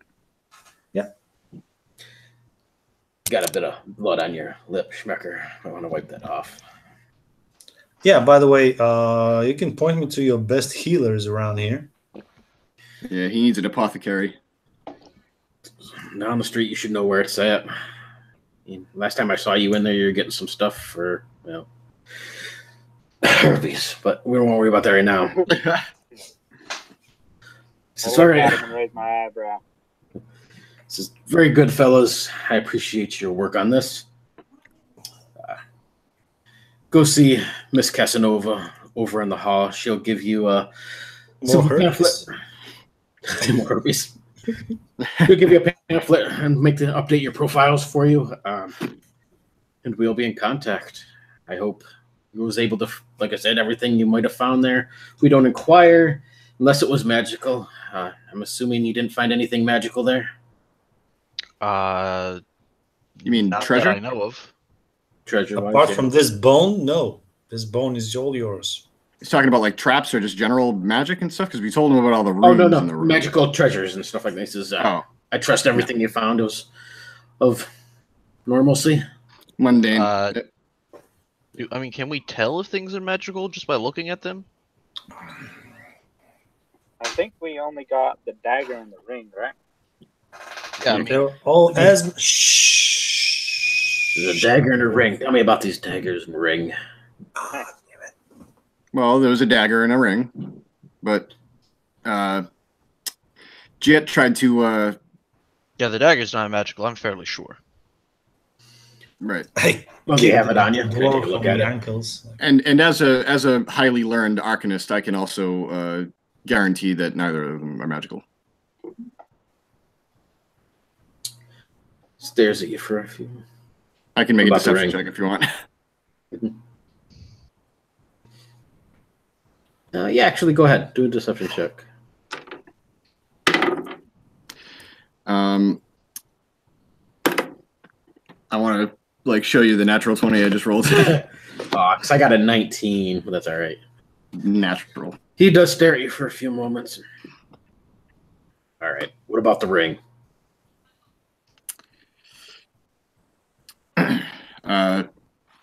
Like I said, in my estimation as a master arcanist, I can A wedding ring. A wedding ring. You I hear can me? assure you that it's not magical. Just a mundane golden ring. Perhaps for used for in a wedding. And let me take a quick look at it. All right. I'll hand it to him. Yeah, take it up and kind of looks at it for a moment, and he kind of flips it on the inside so he can see the inside of it. Looks at it for a moment. Makes a few notes on his paper and hands it back to you. What's that language you're writing in? You need to be a member much longer than what you've been to have insight for this. Oh, there's a secret language in this guild? Shit. That's cool. Someday, Right. if you don't die. Yeah, but yeah, he hands that back and says, go ahead and do what you want with it. If there's anything else, boys? Is that it? Are you just one more quick thing? So you've been in this business for a long time, so you must be actually a good appraiser. You must have a good eye for like the general worth in gold for various treasures and items and stuff. I know a bit. Why? Oh, I'm going to show him the silver spoon and the dagger too, and be like, and the ring, and say, what do you think we can get for these? Yeah, I'll pull out the silver spoon. And I mean, I want to know if it's magical or not. I don't fucking know. He looks it over. That's just a basic silver spoon. It is encrusted with salt. It says probably be salty for quite a while, but I'd say easily 30 gold for that. The ring says, I'll give you 200 gold for it. And he You would? pushes around and puts a pouch of 200 gold on the table, drops it into his pocket, and I assume that's a deal. The dagger. No. I put my hand on it. I say, why do you want this ring specifically? Says I need a new wing for my wife. No I move mean, your I- hand. Insight. Check this Yeah. guy. Let's insight that up. Shit. Fuck. 7. I got a 9. Modified 15. Says, yeah, he seems to, he doesn't really. You get the idea that he does want it quite badly, but not why, or he doesn't seem to come across as trying to gyp you or anything. If anything, he's probably paying more than what it's worth. Yeah, that's why I'm suspicious. Right. I look in the inside of it because it occurs to me that we never did that. Is there anything like written there or engraved? I will send you a picture of what it looks like, but it's written in that same language that he's writing in, but it sort of looks like a series of 5 shapes, sort of triangular with different squiggle lines through them. And you can just send us a picture. Yeah, I'll draw it up and actually post it. Let's Let's hang on to this. Yeah, we're gonna hang on to this. It's interesting that it's written in the same script that you that the message here is written in the same script that you do your notes in. Are you questioning it?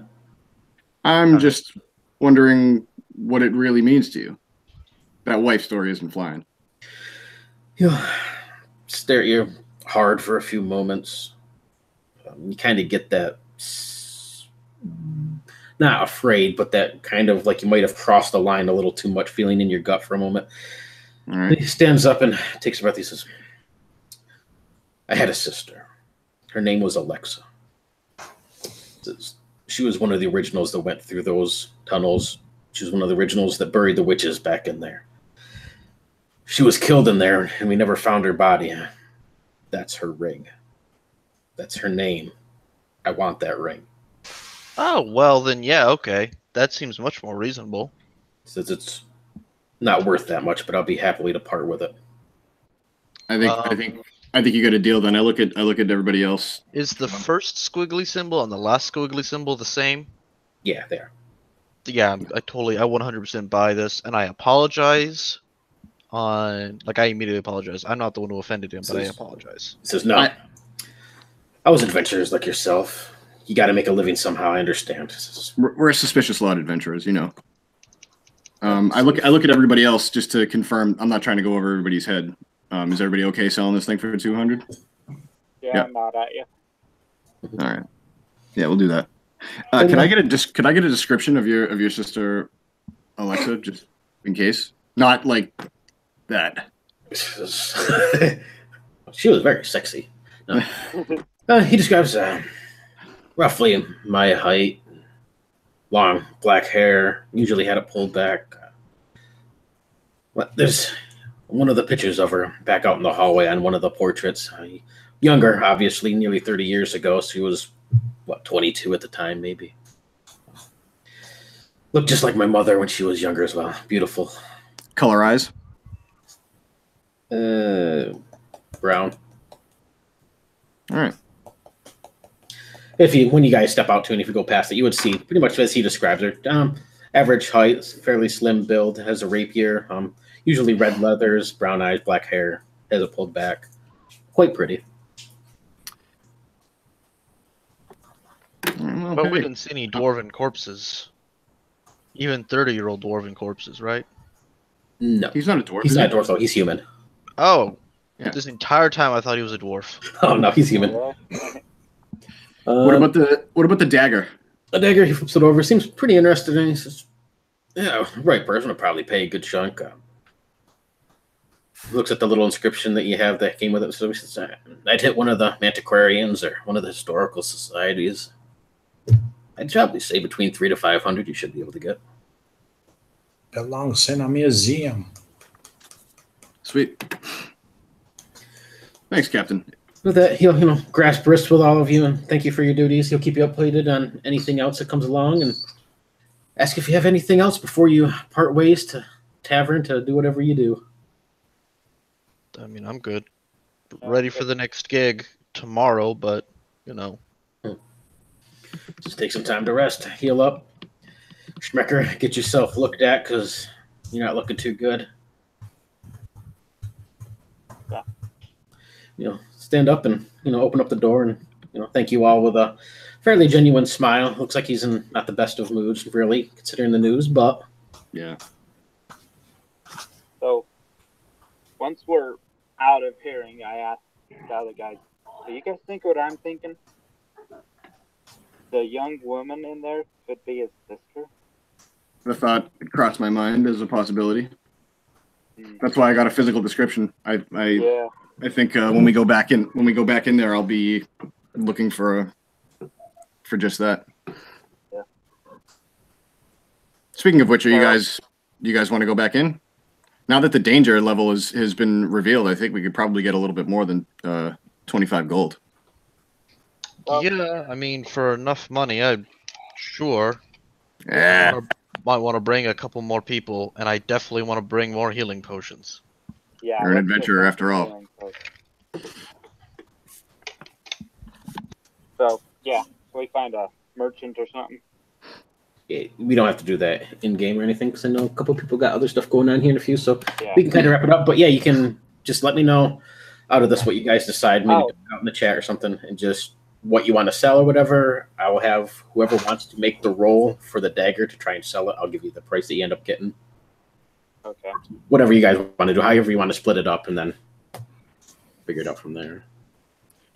So how are these games going to work? That are we going to try to stick to the same parties going forward, or is it kind of like all up in the air? Or Totally up in the air. Whoever wants to sign up for a game and can fit into a game can jump in as long as everybody makes it back, which that's why everybody has the stone.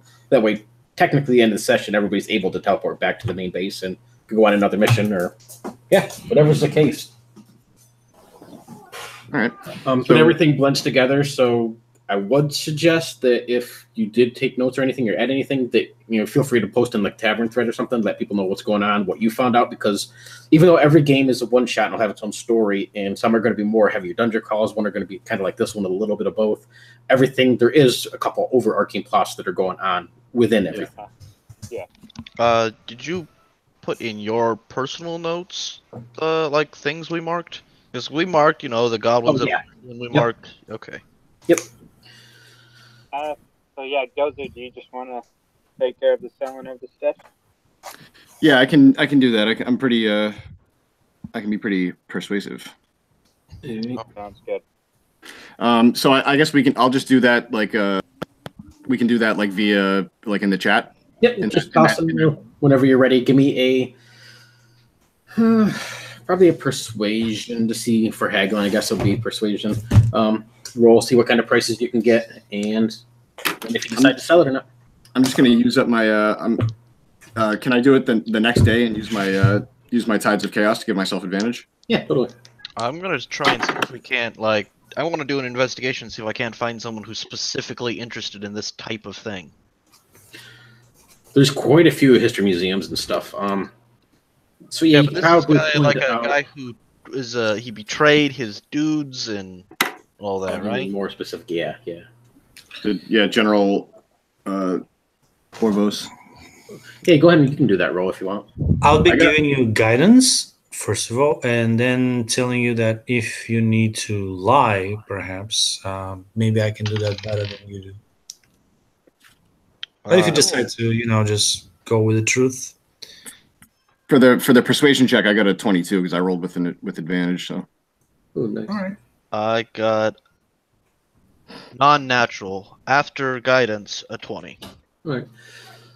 So you probably maybe a guy that you met in the tavern chat. His name's Anarch. He's very big into different wars that happened in the area, the history of this area. More so, you think this is something that would fall under his sort of category. He's quite wealthy and likes to waste his money on crap stuff, kind of like this. And he'd probably be the best seller. In that case, what did you get for your persuasion roll? 22. I can tell you exactly what you get real quick. That's even better than me. Nailed it. Let's see. Yeah, +5 to persuasion. Allergies are killing me. And 22. You'll be able to snag up a 592 gold. Sweet. Nice. For So the how much? dagger? What is the total amount of that then? So 500 and how much for the how much can we get for the silver spoon? Can that just count? Can that persuasion roll count as like my trip to the market, or do you want to? Like, Yeah, that's fine. So I'll just say the max, so 30. Okay, 30 for the spoon. The gold ring we sold for 200, and then there was a total of 12 gold pieces and 12 silver pieces that we found loose. So that is total of 834 gold. Not a bad haul. No. Yeah, not bad for a first crack. So that's 208.5 gold each plus 3 silver. Yep. So, yeah, that is a lot of money. I'm sorry, 200 and what? 280 or 208 gold and 8 silver each. Thank you. Right. 233.8. And, there's also whatever. Do you want to? Or you gave the love bone to the captain? Like I say, don't forget your vial of goblin piss too. I was just about to say that. How much I got for the vial of goblin piss? I'm gonna keep it for now. From what you understand, somebody who downs that probably would cure the bone shakes, but that's what I heard. That's why I'm gonna keep it for now to sell it to someone with the bone shakes. All right, I gotta run, fellas. I gotta head to band practice. It was awesome gaming with you guys.